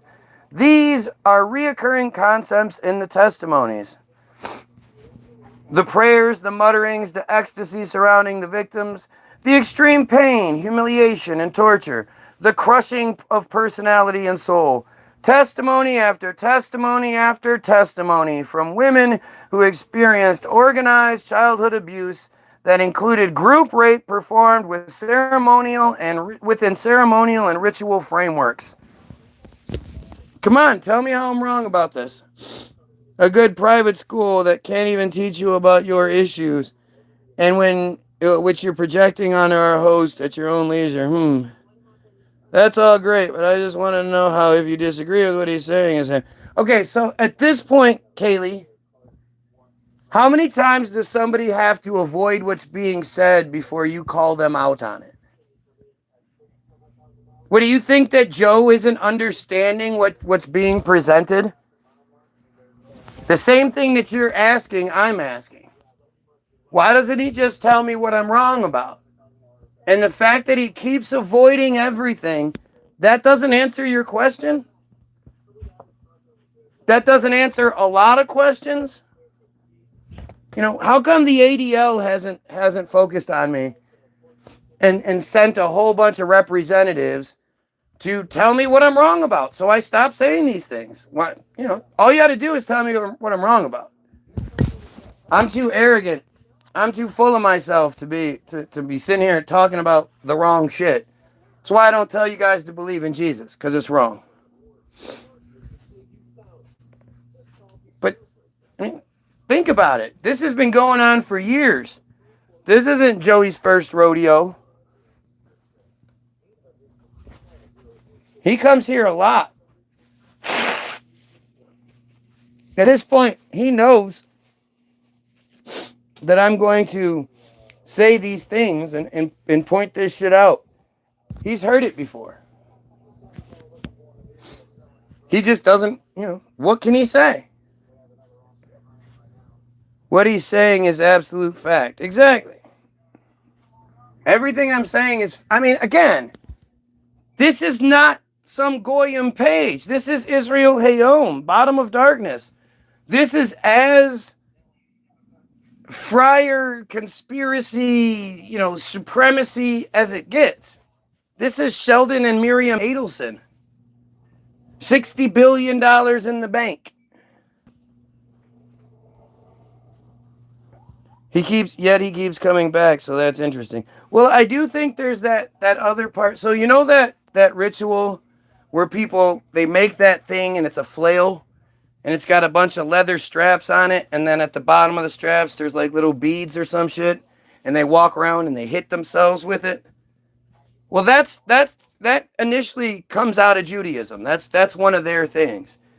And I think at the end of the day, even with piece of shit Joey, there's a child in there that was 3 years, was 2 years and 364 days old, and hadn't experienced this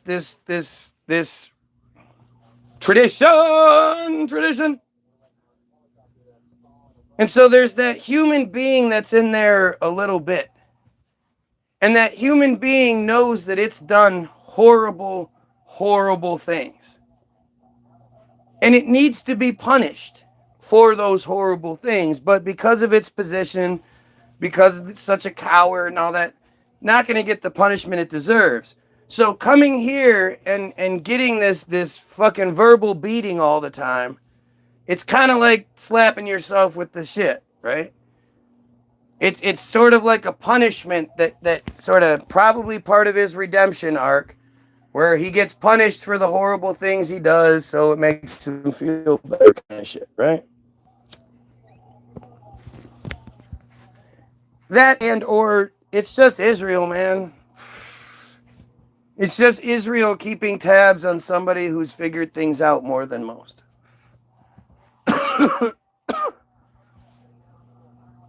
Unlike most people, I'm not repeating what somebody else said. Unlike most people, don't you think it's strange that all these Ian Carrolls and Stu Peters and Quinn O'Flynn's and Ian Blakely's and Lawrence Johnson's and you know the countless other people out there that are making Epstein videos, that are making Israel videos, that are telling the truth about what's going on, and they're allowed to have thousands and thousands of views. They're allowed to make money off of what they do. Right? Why are they all allowed to do what they do and I'm stuck at 10 fucking viewers and 7 likes, 2,500 plus subscribers? I've been doing this longer than any of those guys by far. Any of them. Maybe Stu Peters, Quinn O'Flynn, no. You know. And according to Quinn O'Flynn, prior to October 7th, he supported Israel. So you know he's a piece of shit. If you can say I ever supported Israel after a certain point, you're a piece of shit. But in fact, the tense in which you were speaking would have placed your school focusing even saying it focuses on such things, but sorry, no, with your grammar. They will never actually discuss the issues at hand, always deflecting with insult. It's laughable, really. It's ad hominem. It's all it is ad hominem.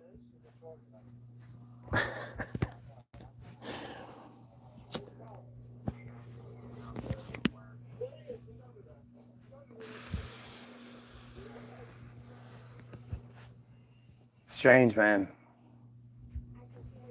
The whole thing is just strange. I believe me, I don't want to be this guy. Like, I really do look at the average Christian, good family kind of, like, I'm so jealous of that. I wish I could just shut off my awareness of everything and be like, I'm going to go to heaven when I die. Yay. Right? Like, think about how just ridiculous that is. But how nice that must be, right? I can just ignore everything. I'm going to support my president no matter what. And, I'm going to believe that God is watching down on me and keeping me safe. And I just don't get it. It's such arrogant stupidity. And I'm jealous of it because it must be so much easier. There's a lot of times when you see these people and they are... Sorry, I got distracted by the Wounded Warrior fucking commercial. I hate that shit. At least you got an education as far as the alphabet goes. It's so weird. They're just so weird. I forgot what I was going to say. I'm sorry. That shit's just, it's appalling. I hate the Wounded Warrior shit. How dare you, man? How dare you send these children off to go get fucked up and then bring them home and put them on TV like, here, let us make some money off of you and then we'll give them a portion of it. It's your fault they're like this. How come they're not just completely taken care of when they come home by the government? If you got fucked up by going to war, how come you're not just like, you come home and your life is good? Why don't we live in that kind of scenario? Doesn't it seem strange? The Wounded Warrior Project. I don't know if they have this in Scotland where they're constantly begging for money, constantly trying to make you feel bad. Oh, look, these kids are born with cleft lips. Look how fucked up they are. They should be taken care of by the system, but nope, you got to give some money. You know how you're barely getting by? Yeah, give some money, because, you were in danger. Wounded warriors.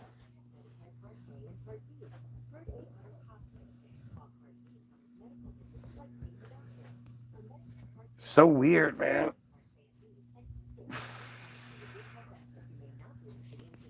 And like I say, the reason that you see so many of these other truthers out there that are allowed to have the view, of the platform, they make money, they get their little check from it, they sell their things, they do whatever. The reason that's allowed to exist is, one, they're not, they're you notice how nobody's talking about the $7,000-8,000 per month allowance that Israel was exposed as, they were giving truthers this paycheck each month to either not talk about Israel or to talk about things in a certain way. And nobody talks about that shit. You notice that? Ouch.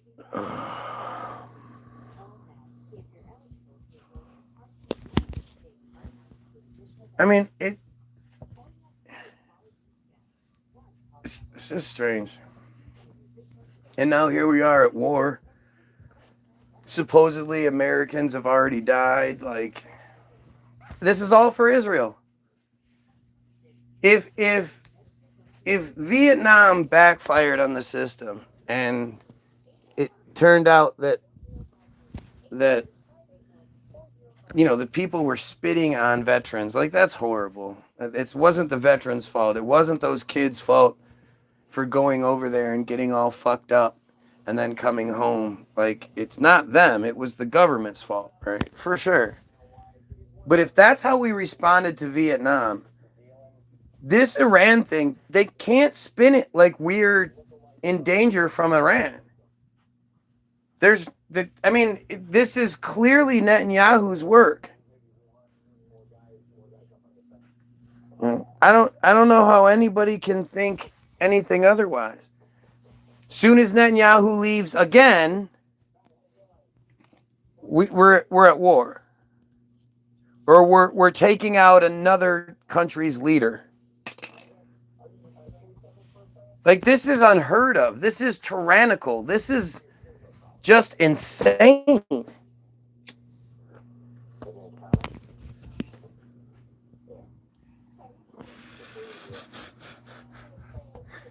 Yeah. Heaven sounds horrible. I don't even bother with it. It's such a dumb thing. You don't worry about your life. Yeah, just follow the rules that the friars lay out. Don't question things too much. And then when you die, that's when the party starts. Yippee. It's embarrassing. It's stupid. It's fucking stupid. Anyway. It's ridiculous. I'm getting bored. I'm sorry. I'm getting bored. I would love to have proper opposition, but how can I? Who is going to come in here and argue that, well, it's okay that, Matitza Bapay, it's part of the thing, and you got to suck on it, because that makes it, like, again, I try not to give too many details on it, but Trump is God, says a pedophile. How else can it be? How else can you say that somebody supports a pedophile if they're not a pedophile?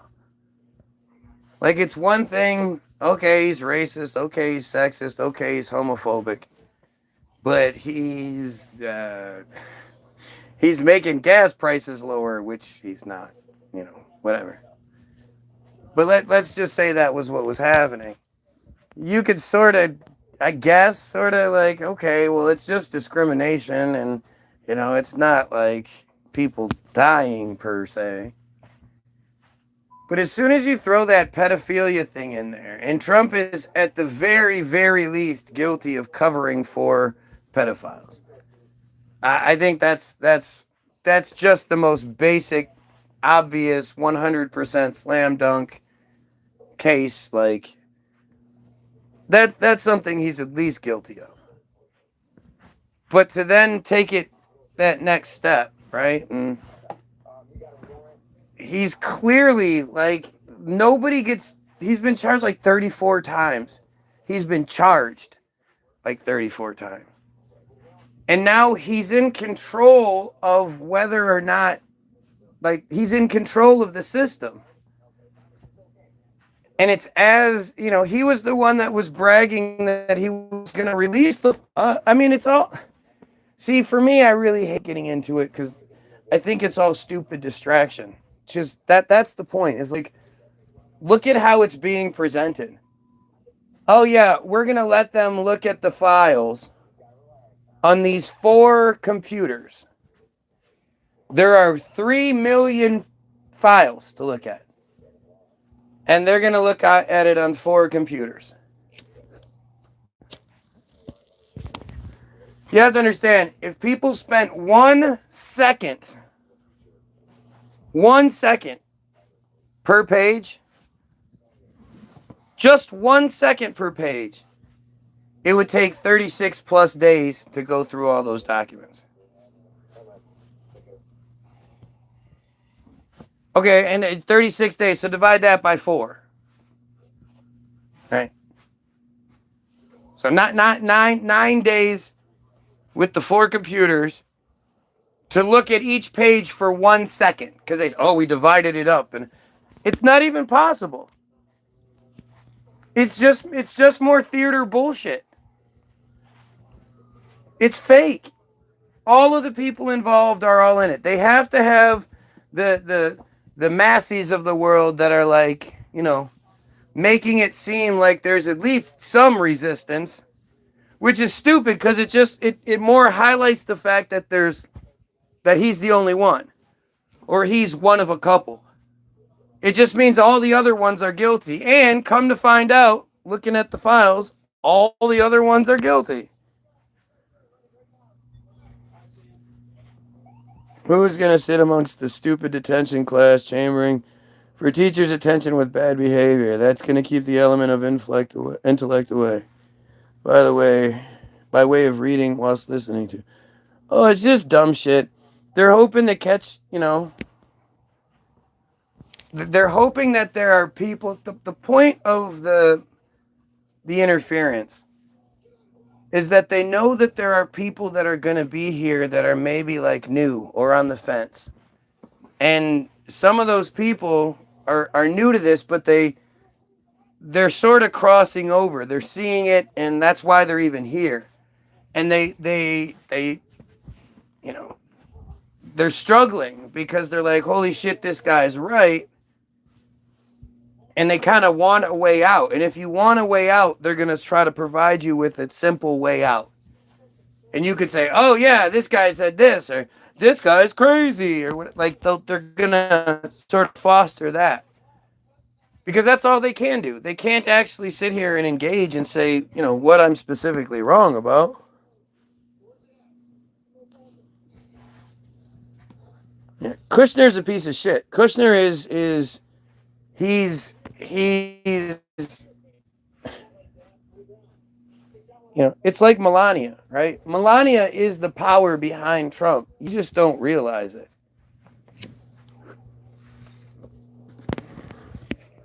And the real tell is in the grab her by the pussy thing. Because after the grab her by the pussy thing happened, Trump was taken, you know, went home. And Melania was standing there. And he walked up to her and she said, you better not have screwed this up for us. And turned around and walked off. And it just goes to show you, like, if you try to look into Melania's history, sure, they put out this movie to whitewash things, to you know, make it seem one way. But it's all just manufactured bullshit. She just happens to be this person who's picked out of this and introduced to this and and she's just a poor little farm girl. And if anybody's ever been a fucking a user of that Achrome, she definitely fits that bill, doesn't she? Guy not more. I feel sorry for him though, says the fucking friar who rapes children. Get the fuck out of here, dude. You have proven yourself to be exactly who I say you are. Nobody thinks you're something else. Your cowardice, the cowardice you show, your inability to answer simple questions, yet your obsession proves the point. I can answer shit. I can engage in any sort of questions or comments. You guys are the ones that fall apart. We need to stay away from the entire situation. Let's talk about we'll do this. We don't need to stay away from the entire situation. We've created this situation. We need to fix it. Like when it comes to the genocide, you can't just say, "Oh, we need to pull ourselves out of there. That's not our fight." Well, we need to pull all of our shit out of there then. And the generations of billions of dollars in weaponry and all that shit that's been funneled into Israel while they're murdering Palestinians, like you can't, there's no way to fix that. It has to be removed. That cancer needs to be cut out and removed. And the only way you can do that is I just say we cut them off. If we cut off Israel and we just stop funneling anything into them and we say, all right, friars, get the fuck out. You're not allowed to be in this country anymore if you're a cult member. You are allowed to stay if you renounce the cult. I'm giving you a choice. But the last money that you'll get from the United States taxpayer is we will pay for you to move to the Jewish Autonomous Oblast. We are not going to pay for you to go to Palestine to kill more people. But the Jewish Autonomous Oblast was designated for you. It's your place. It's the Jewish Autonomous Oblast. So we're going to pay for that. He's spinning a lot of facts. I've been there only a few times. The world being flat. Well, I don't believe that, but he's not wrong with a lot of what he said. Oh. What do I think about disability fraud? I fucking hate it. I hate all of you friars that use it. You're not actually hurt. You make it difficult for people that truly are. And I know what your dumbass is trying to do. But again, think about it. Comparatively, if that was what was happening, does that somehow negate the fact that there is a fucking genocide happening? That there is a pedophile genocidal cult that is in control of our lives, even though we outnumber them by the billions? Or should I say you? That was going well. Right. Nobody has to be here. Exactly. They just want to be.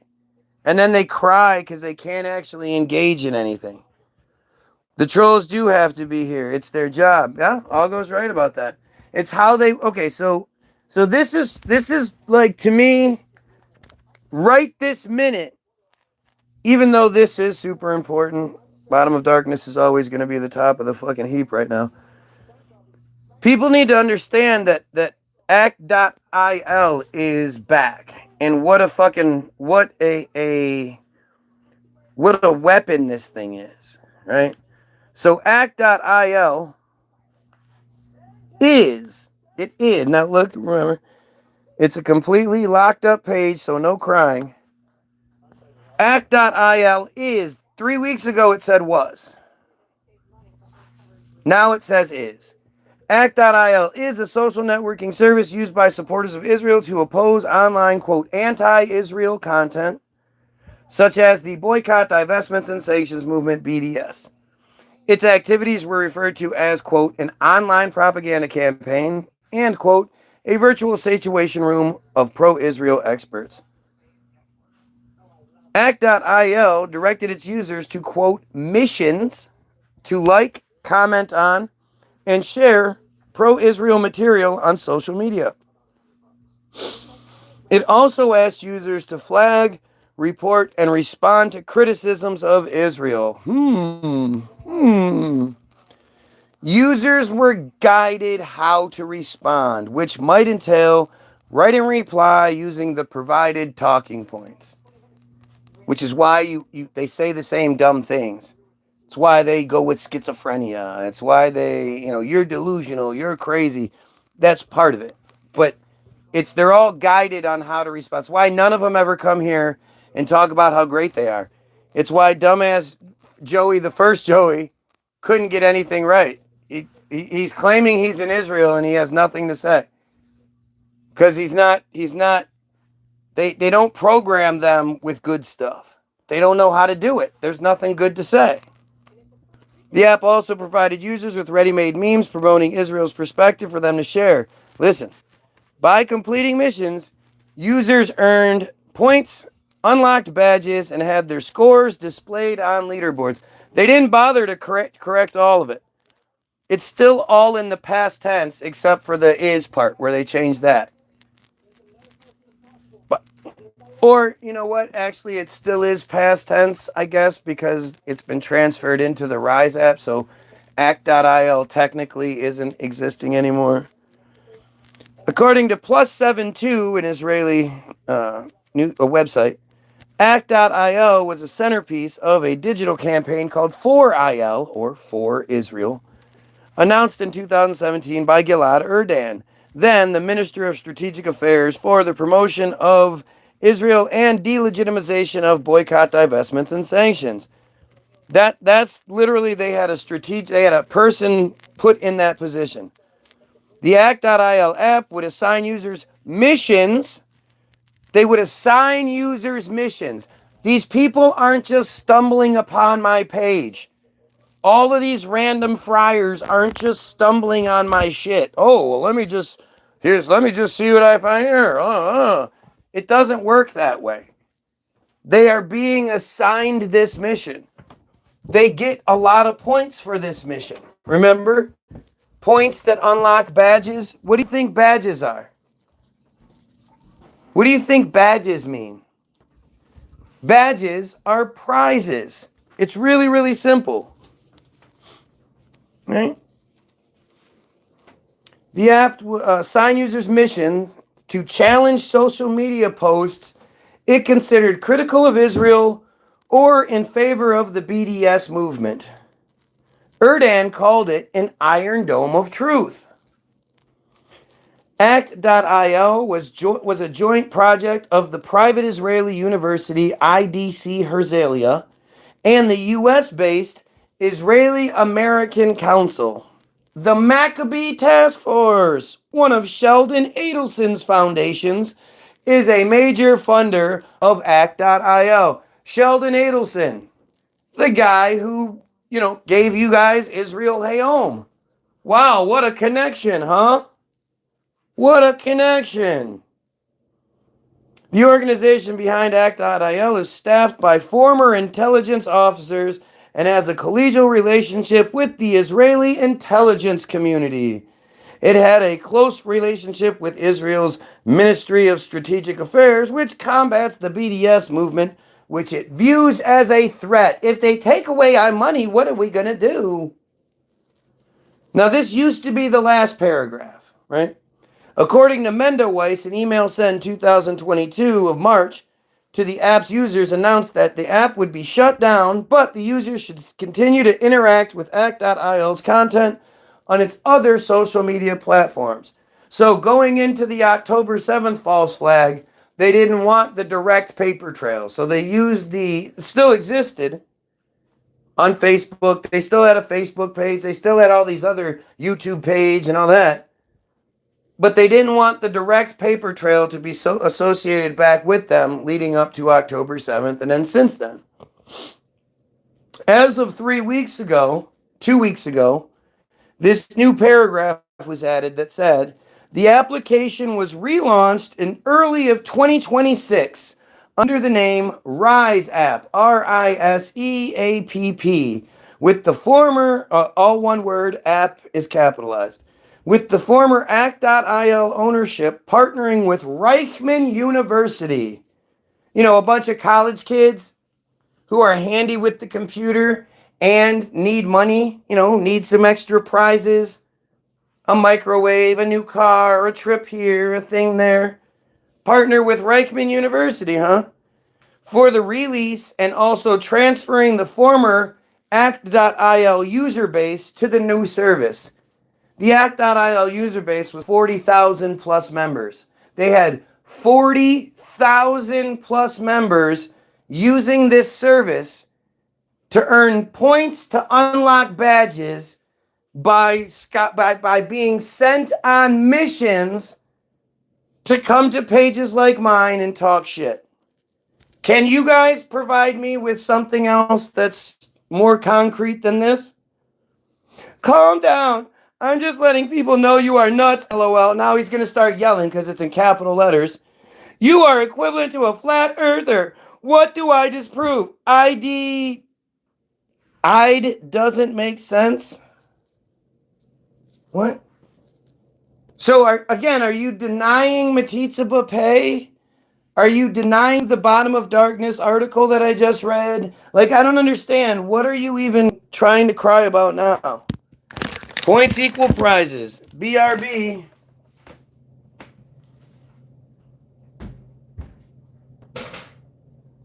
Sorry, y'all. I gotta go pay.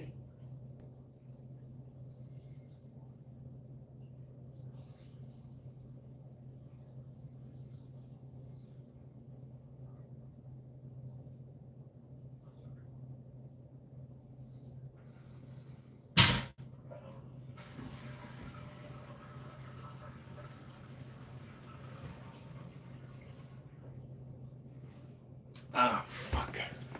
God damn. So, yeah, I'd love to know, I'd love to hear what you have to say. The funny thing is, if you look up that Rise app, you have this really goofy sort of shell page where it's made to look like it's an actual page, but there's no guts to it. And you're supposed to believe that 3 hot chicks are who are behind it. And the Act.il actual website page and the Reichman University page are literally copy and pasted to each other. Yet, no, this is a multi-million-dollar super company working in defense industry and offering prizes and shit. You should do a podcast. You'd be good at it. What podcast do you think they'd let me do? So I did have a podcast once. Now that you mention it, back in 2017, 18, something like that, there's a network called the Truth Frequency Network. And their main host is a woman named Deborah Cochran. She's good at what she does. I like Deborah. But so I had been doing my Facebook page normally like I did. And I noticed that there was this guy in the comment section who never said anything, but for about 2 weeks he was there seemingly watching. And one day he reaches out to me and he's like, hey, I like what you do. I want to offer you the opportunity to do a podcast on my network. I have this Truth Frequency Network. We have over 100,000 people listening. But I want to, I think it was Thursday nights, Thursday night, you can either do an hour or 2 hours, whatever you want to do. And you can play your music and you can talk and, it's your podcast. You can do what you want to do. And I was like, absolutely. Fuck yeah, that sounds great.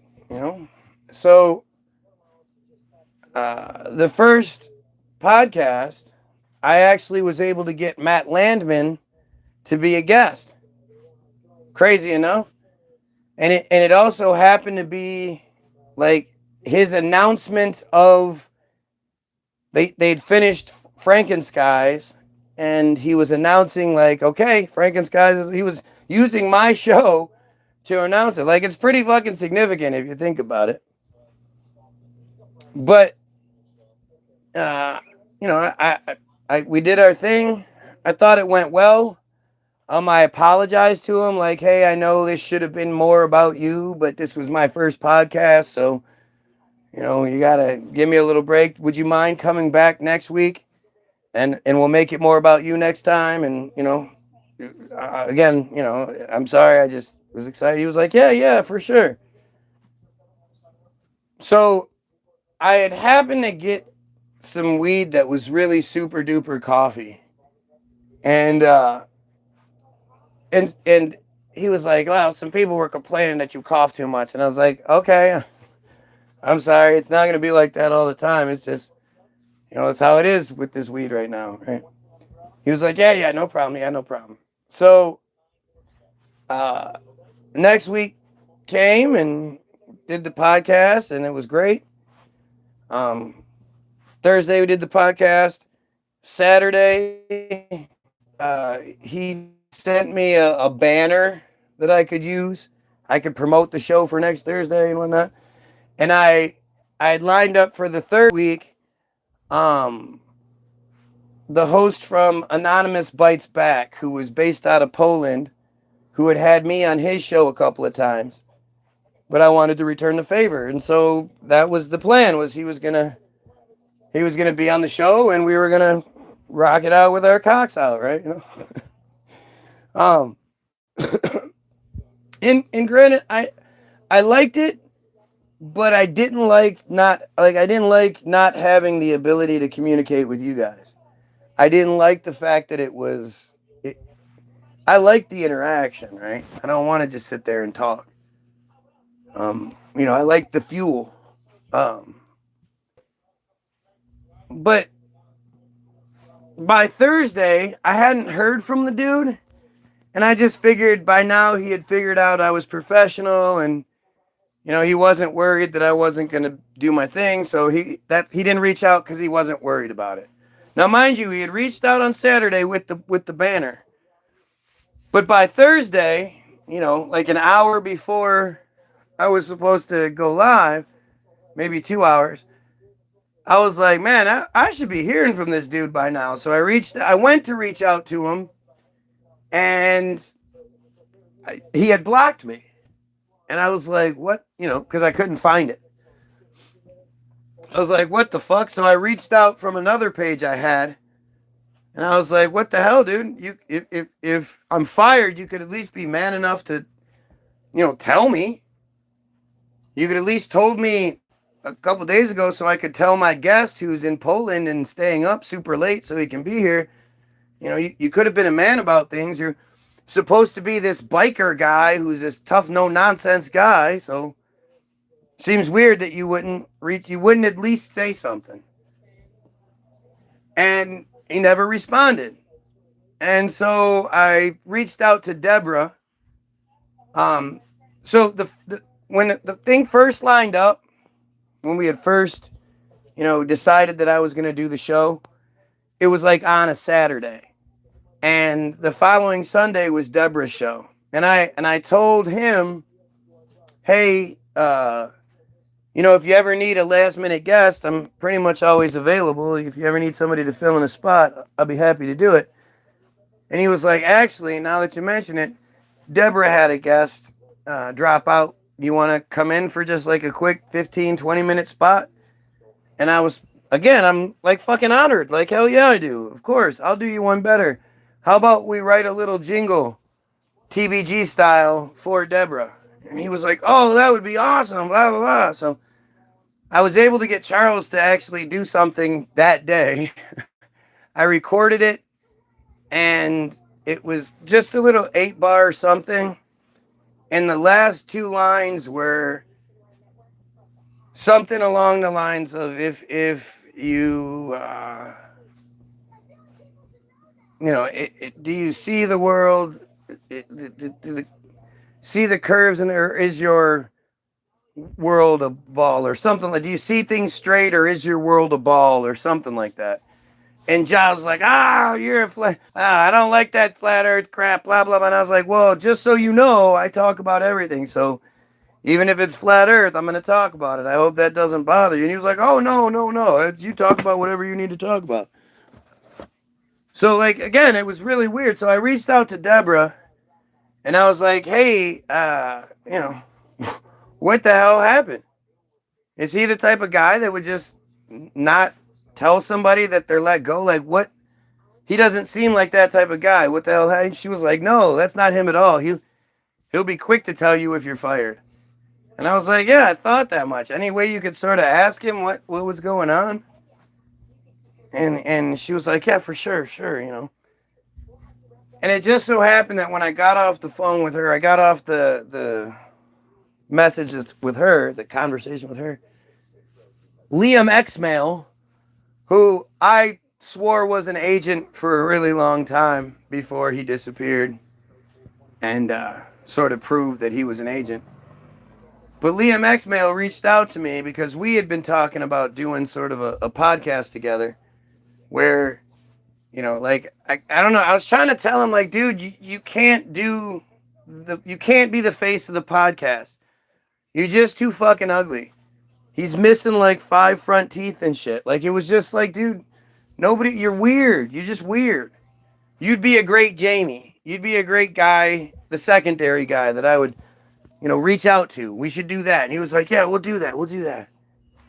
So he reaches out to me and he's like, hey, man, you wouldn't believe it, but this guy just offered me a podcast. And he said he's got 100,000 following. And I was like, oh, is his name Giles? And he was like, yeah, how did you know? And so I told him the story. And he was like, what the fuck? That's really weird. And I was like, yeah, why don't you ask him about it? And he's like, I'm going to. I'll do it right now. So he goes and he comes back like a half hour later. And he's like, so I asked him about it. And he said that all of his other podcast hosts got together outside of Deborah Cochran. She wasn't there. But all of the other ones got together and threatened that they would quit if he didn't fire me. And the reason was because I smoke too much and I say fuck too much. That was the reason that he was given. And I was like, does that even make fucking sense to you? Like, if you're a podcast guy, if you're a guy that is the proprietor of a network, and you find somebody that threatens your whole crew so much that they threaten to quit over it, you go with that other guy. That other guy threatens them so much that they're worried about losing their audiences and shit to him. Like, it doesn't make any sense why that would have happened and why he would have let those people mutiny, take power over him like that. And of course, it didn't include Deborah Cochran, which is really fucking weird. So he I'm like, does that make any sense to you? Like, that's fucking stupid.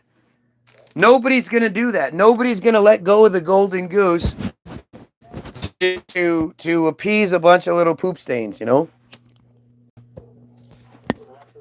That's when he tells them, shut the fuck up, man. If you're so good, then steal his audience. What are you doing? If you're worried he's gonna, like, what could even be the justification? If it's that I say fuck too much, which doesn't make any sense, but if that's what it is, why would you not just bring it up? And why wouldn't he have told me firsthand? Like, I had no problem with it. If he would have told, I didn't necessarily like it. So if he would have told me that he didn't like this wasn't working, I'd have been like, all right, man, cool. Wish you the best. Wouldn't have thought twice about it. This guy at the time had over 100,000 viewership, and that's what happened, huh?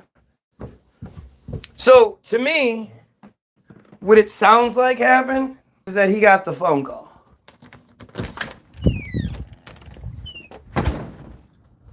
He got the call that said, yeah, you shouldn't give this guy a platform anymore. You take down this guy or we take down your platform, kind of thing. That's what it seems like happened to me. That's what would make sense. That's what would make the biker, badass biker guy, cower like a bitch.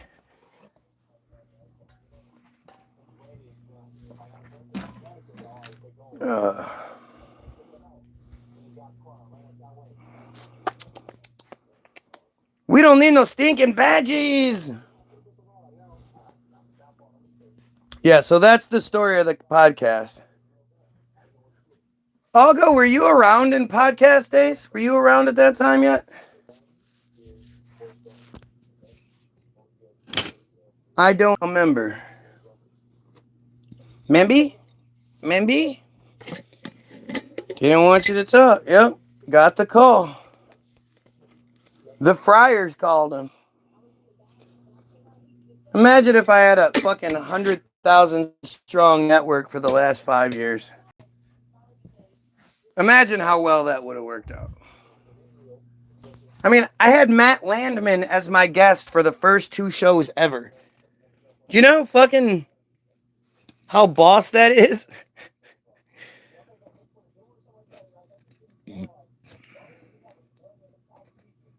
And that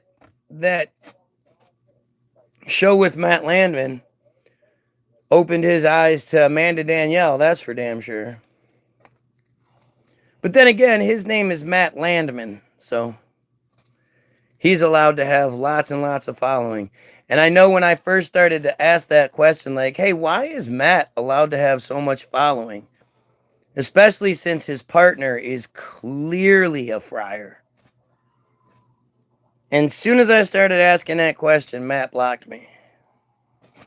Weirdly, because I know it's not like he was watching my videos or anything. So somebody had to tell him.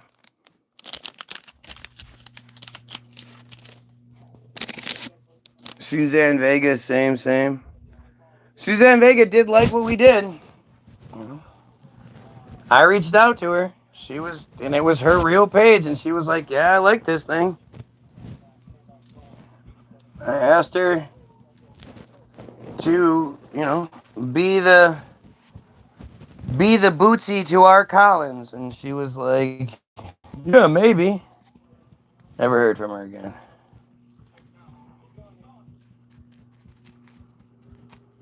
But she said she really liked our version of the song.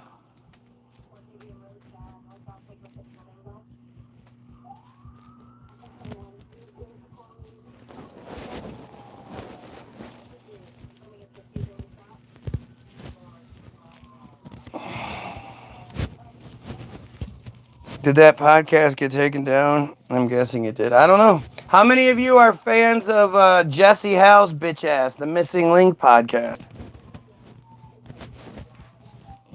Isn't Friar? Well, if you spell it that way, yes. If you spell it F-R-E-I-E-R, then you have a different word altogether. Remember, guys.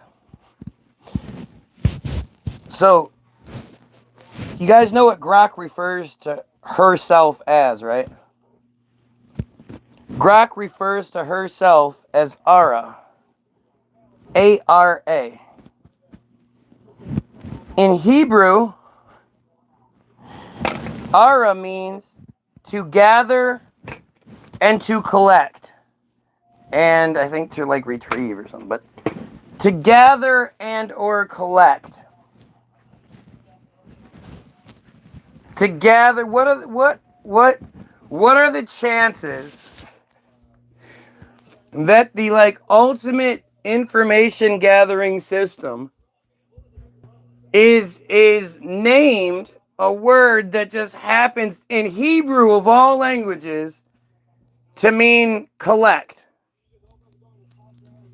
Are you kidding me?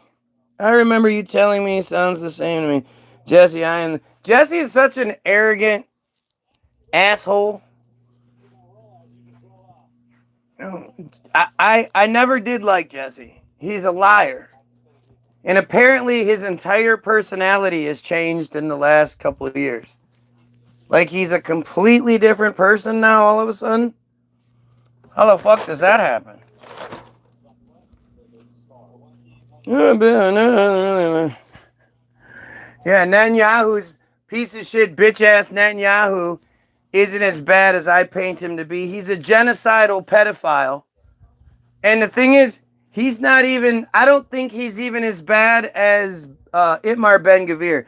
Itmar Ben-Gvir is one of the worst people to ever exist. But then so is Netanyahu. Netanyahu is a really close second. And they both just need to die. It would be amazing if they both died. Especially if Bezalel Smotrich was there and they were all like in a plane crash or something. That would be the most amazing fucking day. There'd be celebrations around the world. I think there is something downright strange about Jesse. Well, the thing about Jesse, so if anybody knows Jesse, there's two things Jesse's known for. There's the Missing Link podcast, which I don't know what happened to it. I think he disbanded it. I don't know. But then there's also the Truth or Telethon, where he would do 24 hours straight talking to however many different truthers he could line up. And he would offer people 15 minutes or a half hour, and you would be able to do your thing. And he would host it or somebody else would host it, whatever. But they filled it all out and they had a Truth or Telethon. They did it once. Everything went fine. Jesse and Jesse and I weren't talking at the time. One day, again, out of the blue, I don't reach out to these fuckers. They reach out to me. Out of the blue, he says, hey, you know, I notice he's actually watching the feed a little bit. And I say, hey, what's going on? And he's like, yeah, you know, I got this Truth or Telethon. You want to be a part of it? Fuck yeah, I do. I'm always honored to be invited to something. So, he asked me what time I want to do it. It's Friday night. You know, it's from like, you know, noon on Friday to noon on Saturday. So I'm like, well, I want 8 o'clock. I want the prime spot, 8 o'clock at night. And because I was one of the first ones asked, I actually got that spot, right? So, so I actually promote it. You know, it's like 2 weeks away or something. So I promote it pretty well on my feed. And the way it's supposed to work is I'm supposed to call 15 minutes, or I'm supposed to call 5 minutes before my time. And that way we can patch in and all that stuff. And then we can just go right from the one to mine. So I'm watching as the guy in front of me, you know, this is like 2021 or something. Maybe it's even 2020. I'm not really sure, but COVID is a big deal. And the guy in front of me is talking about, we need to start having underground churches because they're closing down the churches on us, and Jesus is the way, and blah, blah, blah, all this shit. And I'm like, how are you a truther? But whatever. So this guy ends up running like 30 seconds or a minute too long. But Jesse lets it go. And I'm thinking, okay, maybe he'll let me go. But what you do see, and the thing is, he hasn't done this throughout the whole thing. Everything is very, very time sensitive. He gets the one off and the next one on. That's what they do throughout the whole show. And this is their second show, so they're good at it. So the fact that he let this guy go long, I don't know if it was one, like a smack to me, but two, you could also see that right at 8:30 when I was supposed to go live, or right at 8 o'clock when I was supposed to go live, you can see Jesse sort of get this weird face, and he looks over at what is one of the screens, and he reaches over and he starts sort of messing around. And maybe that's what actually, you know, sort of distracted him. But he plays it off. He's a professional. He plays it off. So I end up going live. Kick all the ass, whatever. Don't think much about it. The next day, Jesse reaches out to me and he says, hey, the weirdest thing happened. Right when your feed, or when you were supposed to go live, the Facebook feed went all wonky. And we couldn't get it fixed until exactly when we cut you off at 8:30 and cut me off at directly 8:30. And as soon as we cut you off, it just went right back to working again. And I was like, so you, the proprietor of this bullshit, do you like think that's just a coincidence? A perfectly timed coincidence? Or maybe do you think out of all the pieces of shit you had on there, I was the one they didn't want? Right? I was the one they didn't want you guys to see. Oh, let's see what this dumbass says. I can get you some Afghan Kush if you're interested. No, thank you though. Appreciate it. Other than the slanderous lies about his character, how is he not the best strategic option? What are you talking about? Netanyahu is one of the greatest allies America has ever had. Give me one example. Give me one example of how Netanyahu has benefited the American lives. How he has, how there's some sort of benefit to that relationship for the United States. Just give me one example.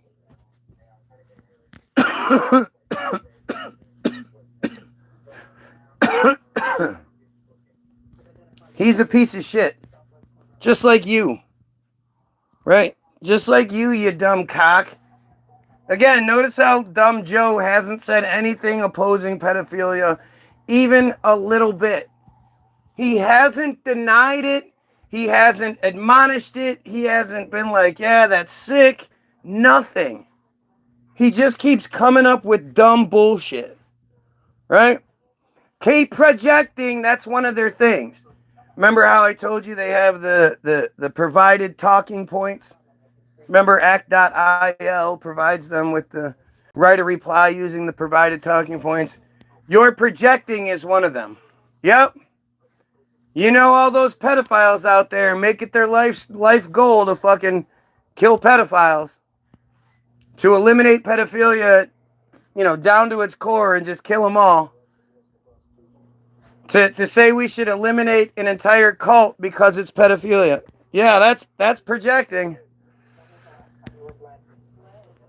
Look at how stupid these guys are. It's amazing. It's amazing. And you see it, if they were better at what they could do. I mean, look at it. Look at how embarrassing they are.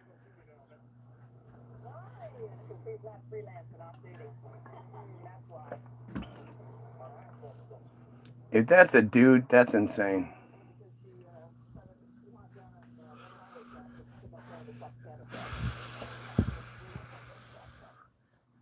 Guys, it's all right here. Like, there's literally nothing I can do more to prove to you that we need to save the Jewish children. That is the key to salvation. That is how we make the world a better place, is by unifying and saving the Jewish children. That's the ultimate end all be all to this. And it's amazing to me that Jews aren't rallying behind me at this point. Why aren't Jews sitting here going, hey man, this guy is actually on the right fucking page. This guy's got it right, man. He's talking about saving our children. As arrogant and as piece of shit as they are, shouldn't they be all about the guy that thinks we should save their children? And yet, look at this shit. People have the knowledge at their fingertips. Their, yes. At their fingertips. They just, they're busy. They're giving Angry Birds. Think about all the shit you're given for free to distract you. You have the greatest research tool ever provided. And even on that research tool, you have countless people making videos and trying to wake you up to things. And instead, you're going to shoot Angry Birds at a fucking fake thing. What they do is they turn something like trolling into a lucrative opportunity. So every time one of you or me, we mention, we read their comments, we respond to their comments, they get points for all that bullshit. Right? And it's right here. It's right here. You can see it. You can see prime examples of it. How come none of them tell me what I'm wrong about? How come they all just cry?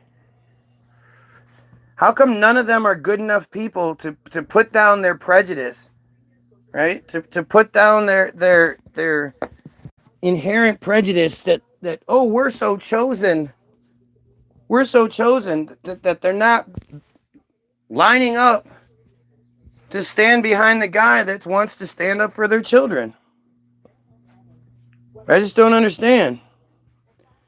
I haven't been to bed. Cut me some slack for my grandma. No, we are better than.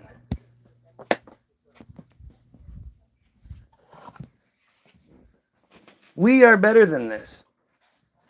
We are supposed to be better than this. And if you use shitty grammar, if I catch it, they catch it. And they're definitely going to use it as a reason to discount what you say. So no, be the best you can be, because we have to be. We are up against a phenomenal enemy here. The most shisty, shady piece of shit fucking, they'll use any mistake, any little fucking thing they can to avoid talking about things. So if you give them the fucking opportunity, they're going to take it.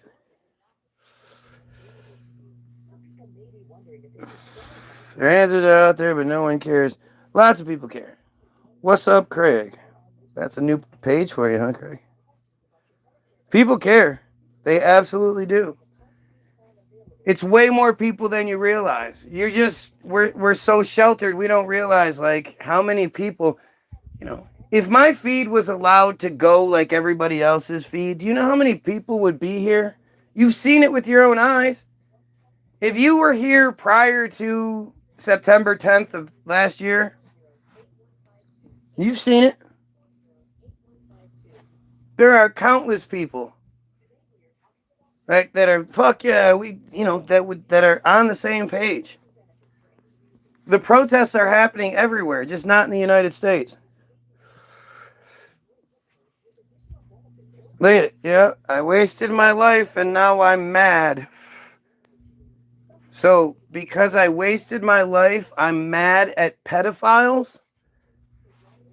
Is that what you're saying? Like, your desperation just makes you sound so stupid. I don't understand why you keep trying.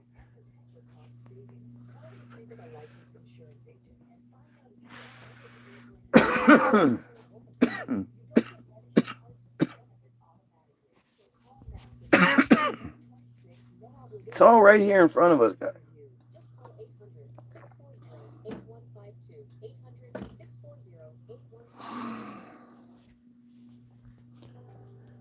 If you caught that. Oh.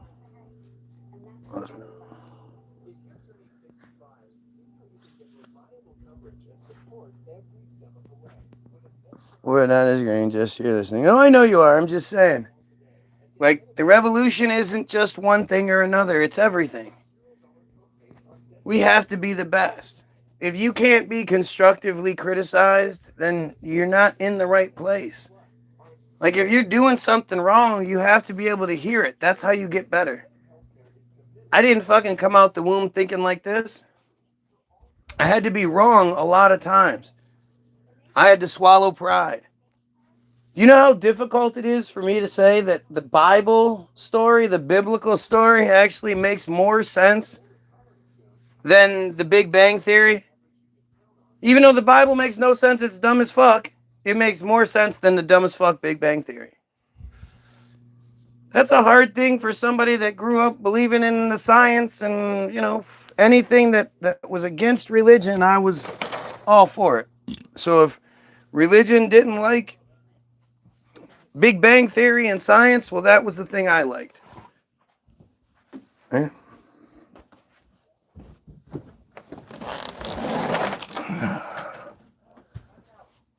I'm lashing out. Again, these weird ass comments, like, you know, these are points comments, and I need to stop giving points. Because that's all it is. Just trying to get more points. I don't know how the system works. All I know is it's well documented. You know, it's fucking weird.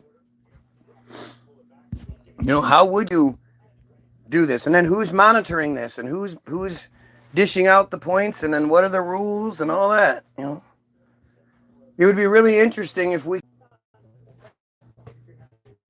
I said it'd be interesting if we could get. Algo keeps getting booted today. Get somebody to infiltrate the secure community network so that we could get some insight into how all this works. I don't know. I just know it exists. I don't know how it works. I can't give you all the answers. But I know it's there. And it explains everything. You know, instead of it constantly being in a situation where it's like, well, I don't know. Well, maybe it's this. Well, maybe it's that, you know. Oh, it's the boogeyman group, the Illuminati. It's the New World Order. It's, you know, they love doing that shit. They love laughing at us. There's Ogo getting booted out. Right. So my people get booted. The other people don't? Why not? Or do the other people just say that these guys are lying?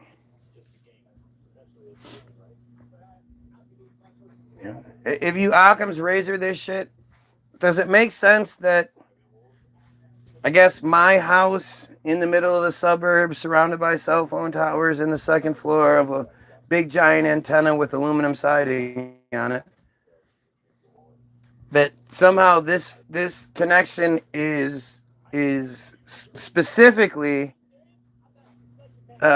weak for certain people that happen to have been here for a long time, and that the ones that are clearly trolls never seem to have a problem, or that the people that provide us the system can fuck with us however they want to, and they fuck with my shit. What makes more sense? It's common for Algo to get booted and censored. Are you able to give a single answer? Yeah.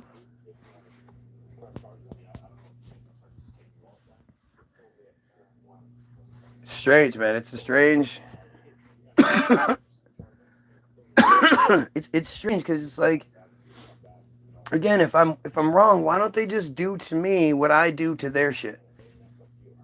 To me, it all seems really obvious. I don't even think I'm that smart. I think I'm just looking at it and saying, hey, do you guys see what I see here? It's all pretty obvious. All you got to do is read it. You know, I'm suggesting that you go reading Alex Jones or you know, some David Icke or some conspiracy guy. I really do suggest that you just go read the truth that they want us to have. Wikipedia might not be 100% true, but it's 100% the truth that Israel wants us to know. Everything coming out of Wikipedia is balanced and Zionist in nature. We send direct messages to point out sometimes, but often we just let it go because mostly we are full of shit. Right, exactly. Yeah, I see it all the time. He sends me messages all the time, and I read it to you guys. And it's always, you know, it's not like Algo is saying shit like, you know, oh, hey, I had some popcorn earlier. Every time it's something that directly addresses something about them.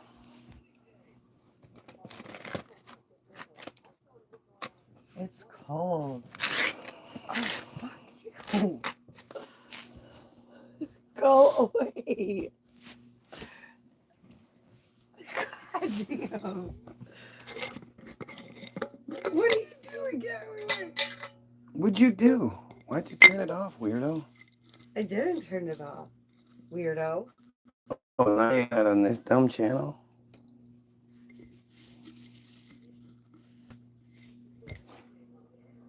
God, are you a pest. Oh. It's my dragon. Dragon served us well. That repair was $0. Sweet. Fuck yeah.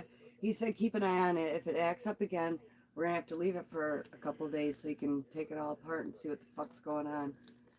But he retaught the computer and everything. Sweet. Super And sweet. his son ordered 4 dozen pierogi. He's gonna go pick them up at lunch. He's gonna have them home for dinner I was tonight. gonna say, how are you gonna have them at lunch? Didn't realize you got it on that speed just as bad as me. Sorry to read. It rhymes, so it's true. She pushed her head on me and kept it there, held it.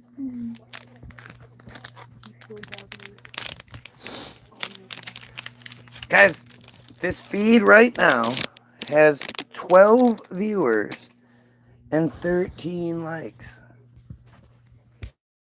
Show me somebody else that this the kind of shit that happens to them. If you have 13 likes, several more viewers than 13 likes. That's how that shit works. This is just silly, man. It's just silly. The truth doesn't set you free, it kicks you in the nuts. It is, I mean, you know, the thing is, when it comes to, like, big time shit, you know, where a lot of people will get really scared, when you know the truth, you know, like, I don't believe they're gonna wipe us out. I believe that our lives, their lives, depend on our lives and our existence. I believe they're trying to regain the control like they used to have it.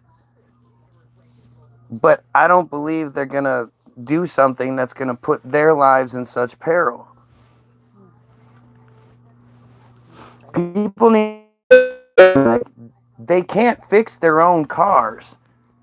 They can't cook their own.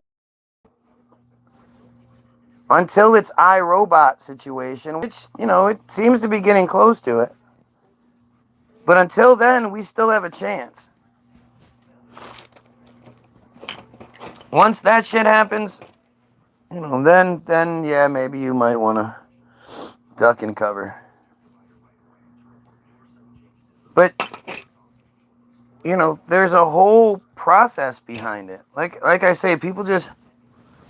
They just don't understand how many goyim it takes to make this happen. That's crazy. Family Guy did a joke about it. Remember, he was like, the grandpa said, when I saw that at the World's Fair, I shit myself or something like that.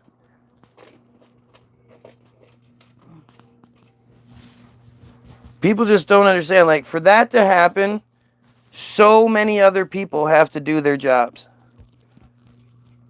And then for that to happen, like for them to be able to do their jobs, so many other people have to do their jobs. Like, it's not just that the people that work at the electric company do their job. The people that work in the gas and the oil industry, they have to do their job so that the people can drive to their job.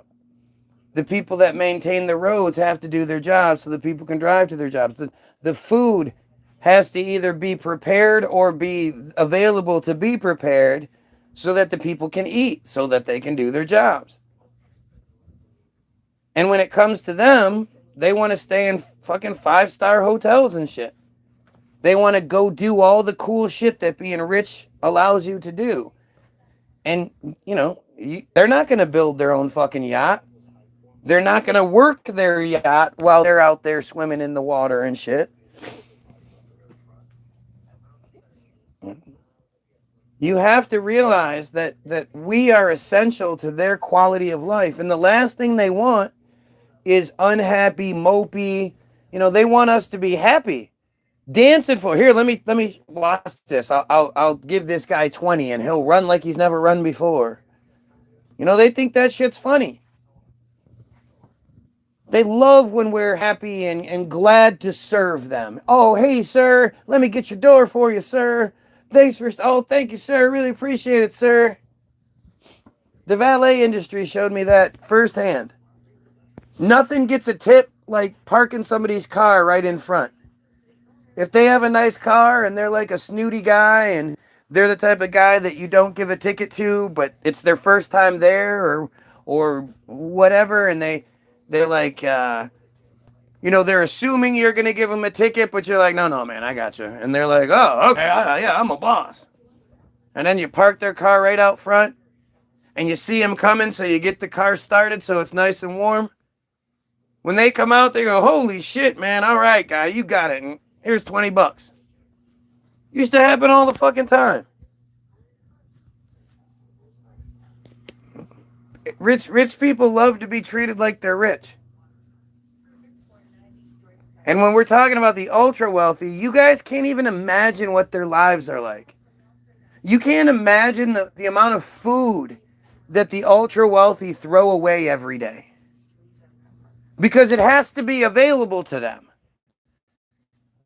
Right? And they don't want some fucking frozen bullshit.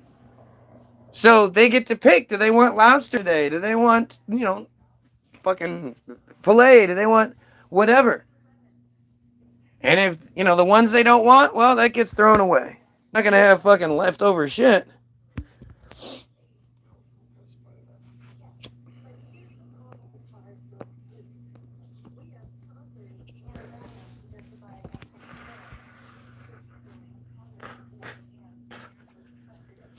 Oh, yeah, I'm sniffing because it's all the coke.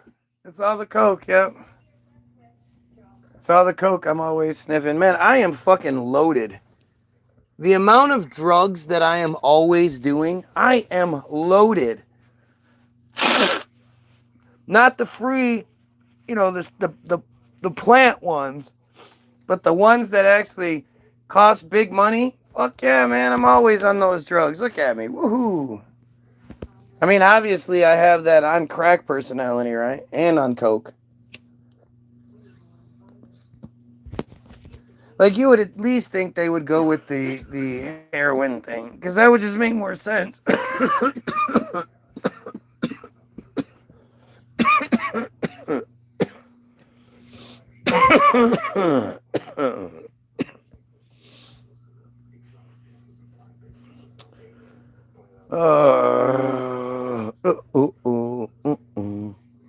That's what you're wrong. That's what we think you're wrong about. I know that's what you think I'm wrong about. But you don't have a response to why you think I'm wrong about that. I can give you a pretty, descriptive answer for why I don't think that's what's going to happen. You don't have a response. You just say, like, satanic rituals and shit. I think I pretty much exposed Ted Gunderson at this point. I think Ted Gunderson has lost all credibility for me at this point. Understanding that Ted Gunderson is responsible for the satanic panic that I remember. You can't tell me that shit didn't happen. Everybody was scared of Satan back then. What is it? They plan on culling the goy. Yeah, no, I think... So again, there's something to it, no doubt. But, I just... Again, like, you can't... They do this big cull, and they kill all the people. Well, then the slaves aren't going to be happy slaves. And if the slaves aren't happy slaves, they're more likely to revolt. And we know that they physically can't do anything. There's no physical threat from them. So, however they do this, they're going to create an enemy situation. It definitely does seem like something sinister is going on. But at this point, too, we have to know that all they have to do is change the channel and we'll watch a different program. Do you know how stupid Trump is? Do you think that Trump's not going to get thrown under the bus? He is not a real fucking friar. When they use this up, when we get towards the end of Trump's reign and they've done everything they can with him, he's getting used up. They're gonna throw him under the bus like they always do. And because it'll be such a high profile piece of shit, it'll shut everybody up. It's fucking crazy, man.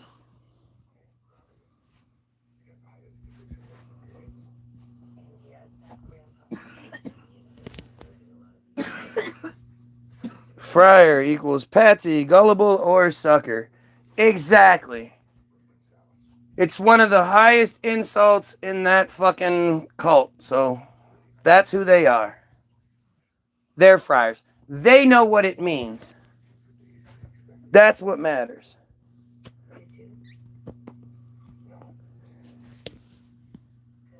And seriously, look at what I'm saying. Can anybody find anything wrong with what I'm saying? Anything sort of nefarious? Anything where I'm going to gain something from it? Like, does any of that work? Do any of those typical excuses apply here?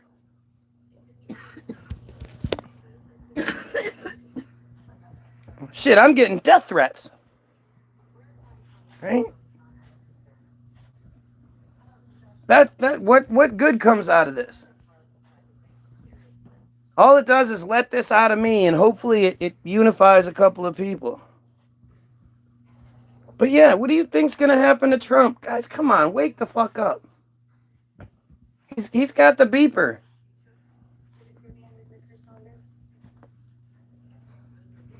It'll be, you know, heart attack kind of bullshit. It'll be something simple.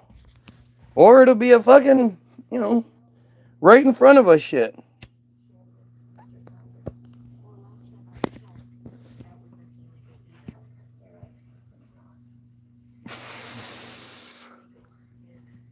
It's weird. Like, does he know that? Does he realize that? Does he not realize that? Like, come on, man. What makes you think that they're going to just keep the files hidden?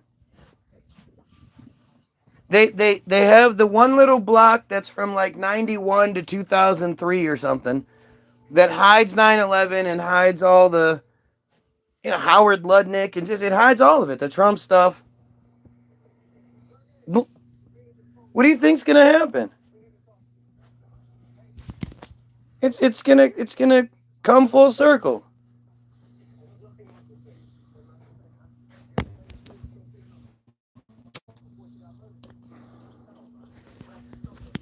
Guys, it's right here for us. We just have to see it. We have to, you know, the key is unification. Yeah, you're black. Yeah, you're white. Yeah, you're gay, straight.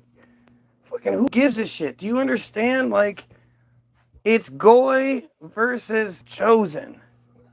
That's how they see it. They don't go, oh, the black Goy are this, oh, the Mexican Goy are. They don't give a fuck. And like I've said for some time now, like, they could have taken Palestine a long time ago. They could have wiped that shit out a long time ago, and we'd never talk about it. They've chosen not to because it's, you know, it's where they get their fucking, that's their shopping market. It's their stock, it's their supply. Why do you think Palestine had such a large supply of Christians? Guess that shit tastes better. I don't fucking know.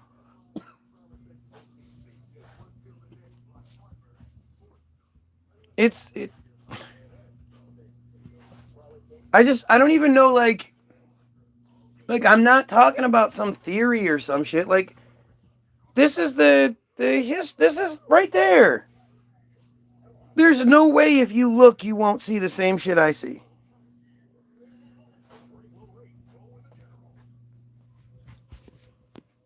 It's wild, man.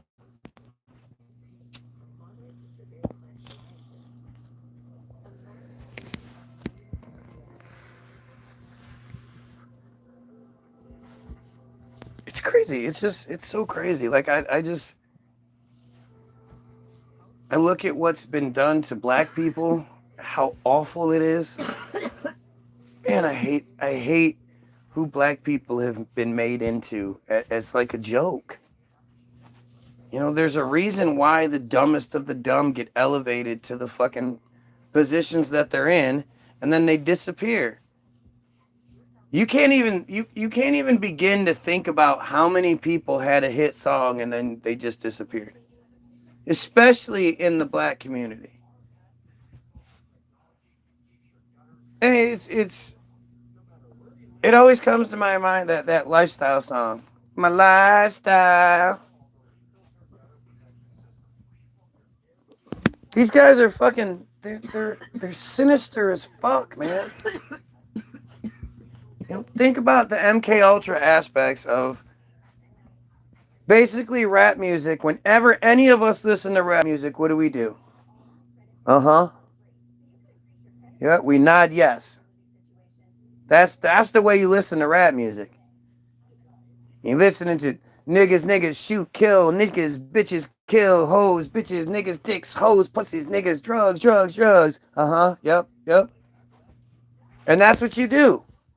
And like, if you know anything from a sales perspective, if you're an in-home salesman or something like that, you purposefully do this throughout the thing to get the people nodding yes, so that subconsciously they have a more yes mentality. Like, it's a manipulation for sure, and it's well known. In the sales community, they all know that shit. A good salesman all knows that shit. You ask people questions that they're gonna say yes to. You know? Yeah. Oh, is that thing on the wall old? Yes. Is that if you and your wife been married a long time? Yes. Like you get them doing that over and over again. And then when it comes down to, hey, you want to sign this? They're already thinking, yep, yep. Getting death threats and not giving you bucks. Daily. Yo equals. It's fucking stupid, man. It's stupid.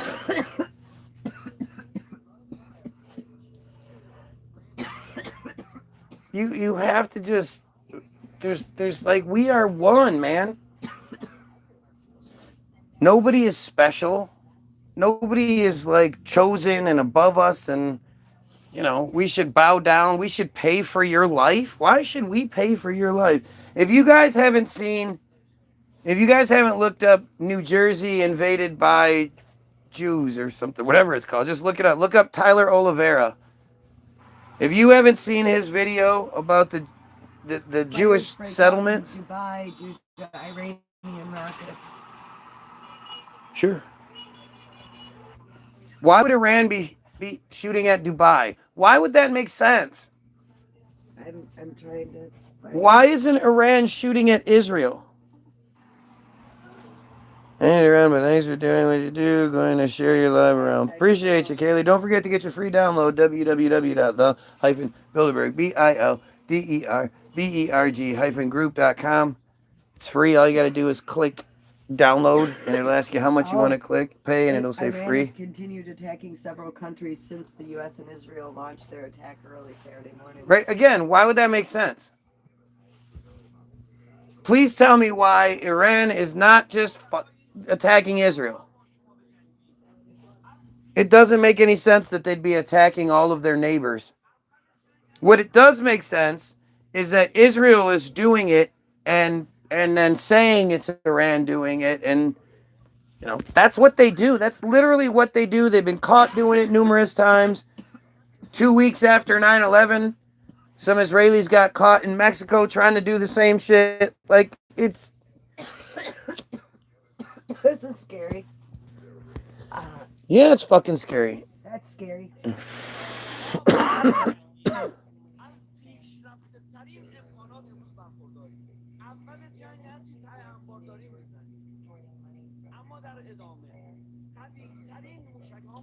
I wish they would use the most powerful missiles on Israel. I don't, you know. I don't understand. No, motherfucker made us a target. Piece of shit. Apparently not. Apparently somehow this has made all of the others, the Muslim countries around Iran, a target. Why would that make sense? This is the lie bullshit that they do, man. We need to stand with Iran like we never have before. They are the victims here. They did nothing. Nothing. If they had some internal conflict, that is their conflict to deal with. If you're saying, oh, 30,000 Iranians have been killed, and I don't care how you slice it, that's a genocide, well, then we should be taking out Israel a long time ago. 600,000 plus people have been killed by Israel in the last 2 years. They report it as like 75,000, but it's not. It's way more. This shit's terrifying. This shit is fucking terrifying. You know, you're scared you're going to look out the window and all of a sudden you're going to see a mushroom cloud. And then, boom, you get blown back because the wave comes through. Yep, I'm stretching. I love how, again, instead of addressing what's being said, it's just dumbass shit.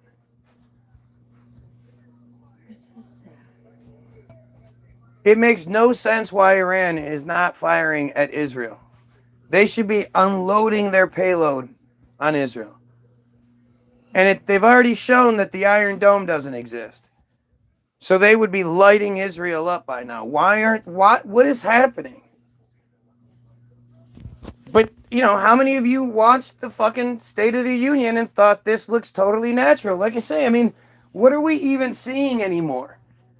Do we even know? Do we know what's real, what's not real? I know we can't trust the perspective of the news that we have since it's literally controlled by dual Israelis.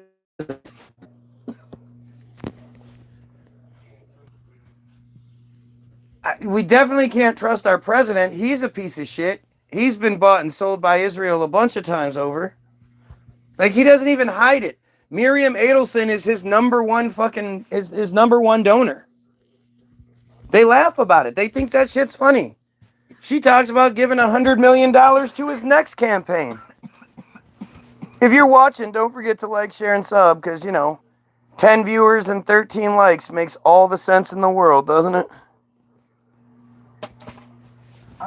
We didn't kill the leader, did we? Yeah, I guess we did. I don't know. I don't know. I saw that we did, and then I saw a couple of reports saying we didn't out of there, but I don't know.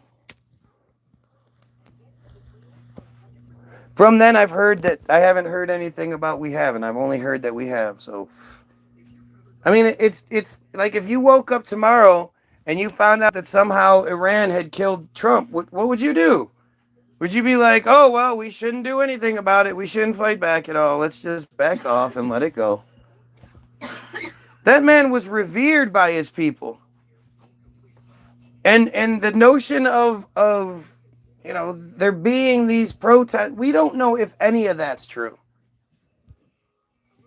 They show us, different examples of people rejoicing around the world and Iranians rejoicing around. How do you know those aren't paid actors? I know in Venezuela they tried to say that, but then videos kept coming out of actual people going, no, fuck that, we're furious. How many times do they get to lie to you before you stop believing what they say? Entirely. Until you know for a fact, why would you believe anything they say? They do not have a good track record in telling us the truth. They don't like to. They don't think we deserve it. And they know that if we ever do find out the truth, we'll revolt against them. They've said it. It's...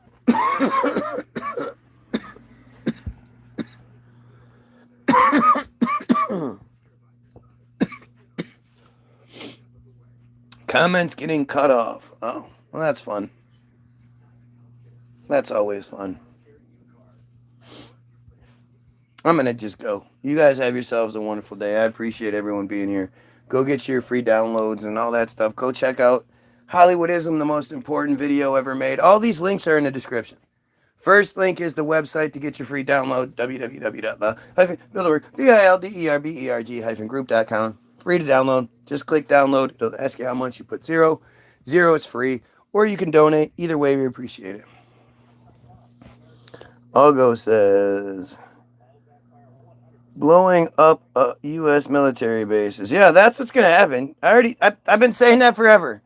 They're going to, for some He reason, did that in Bahrain. for some reason, the Iron Dome is going to fail, and a base with a bunch of Americans on it is going to end up getting hit, and then we're going to be like, oh, tie yellow ribbons on trees and shit. We're under, go get them. That's what our song, Sleight of Hand Job, is about. You know what? I'm going to play it as the last song we hear today. Go get your free download. Go check out Hollywoodism, the most important video ever made. They made it. That's why. Just go watch it. Tell me I'm wrong. Go read Israel Hayom, Bottom of Darkness. Most important article ever written. And then there's a whole bunch of different receipts. Different, the Havara Agreement, auto emancipation, Act.il, Team Jorge. There are all these links for you to check out that are the receipts to tell you, to back up what I'm saying. So. Y'all know TBG. We love bubbles and it's easy to see. By all of the trouble that continuously continues to double when the conspiracy is exposed to the muggles. They tighten the muzzle when we think we are free to shave off the stubble of the beard we perceive. Coddles and cuddles, the shit we believe saves us from the struggle, yet it clearly deceives. It's a sleight of hand job. It's a circle full of jerks. Trump is polishing the knob. And then Netanyahu in reverse. The Israelis are a mob, but the Americans are worse since we don't see we're being robbed. The illusion only works if the heart on our shirts is bleeding profusely, starting at birth. They're constantly using our pride and our worth to hide how they're abusing their lives only work. Since the truth is a movie. Truth is a movie. Truth is a movie. Their lives only work. Since the truth is a movie. Truth is a movie. Truth is a movie. Their lives only work. Since the truth is a movie. The agreement with Iran is just more sleight of hand. Do everything in heaven when the hell that they command is all part of the plan to further genocide. And once you understand, you'll no longer choose to hide. See, the story they provide makes it seem like there's a truth. So your feelings will subside, not seeing that the root is you. So you're confused when told Iran is violated. The terms and others prove that they should be annihilated. Seems weird, doesn't it? Gosh, that's weird. It's a sleight of hand job. It's a circle full of jerks. How did I make this song a year ago plus? About a year ago. Maybe 8 months ago. It was over the summer. Starting at birth, they're constantly using our pride and our worth to hide how they're abusing their lives only work. Since the truth is a movie. This was made when Trump and Netanyahu were said to be having a tiff, remember? Trust is a movie. Their lives only work since the truth is a movie.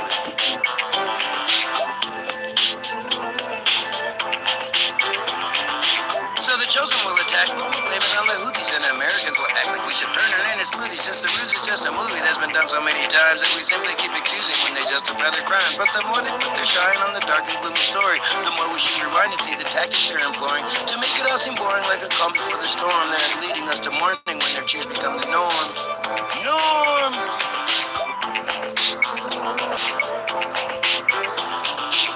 Agent Orange is out there facilitating the next false flag attack.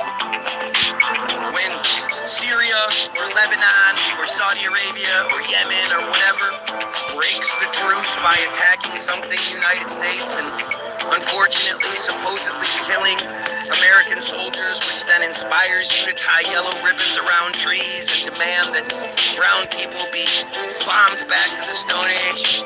Just remember, it was doing all of it, from the attack to the blame to reaping the rewards. It's all douchebag Netanyahu, Smotrich, Itamar Ben-Gvir, and the rest of those psychopaths who control the United States there. It's time for the revolution. TBG. TBG.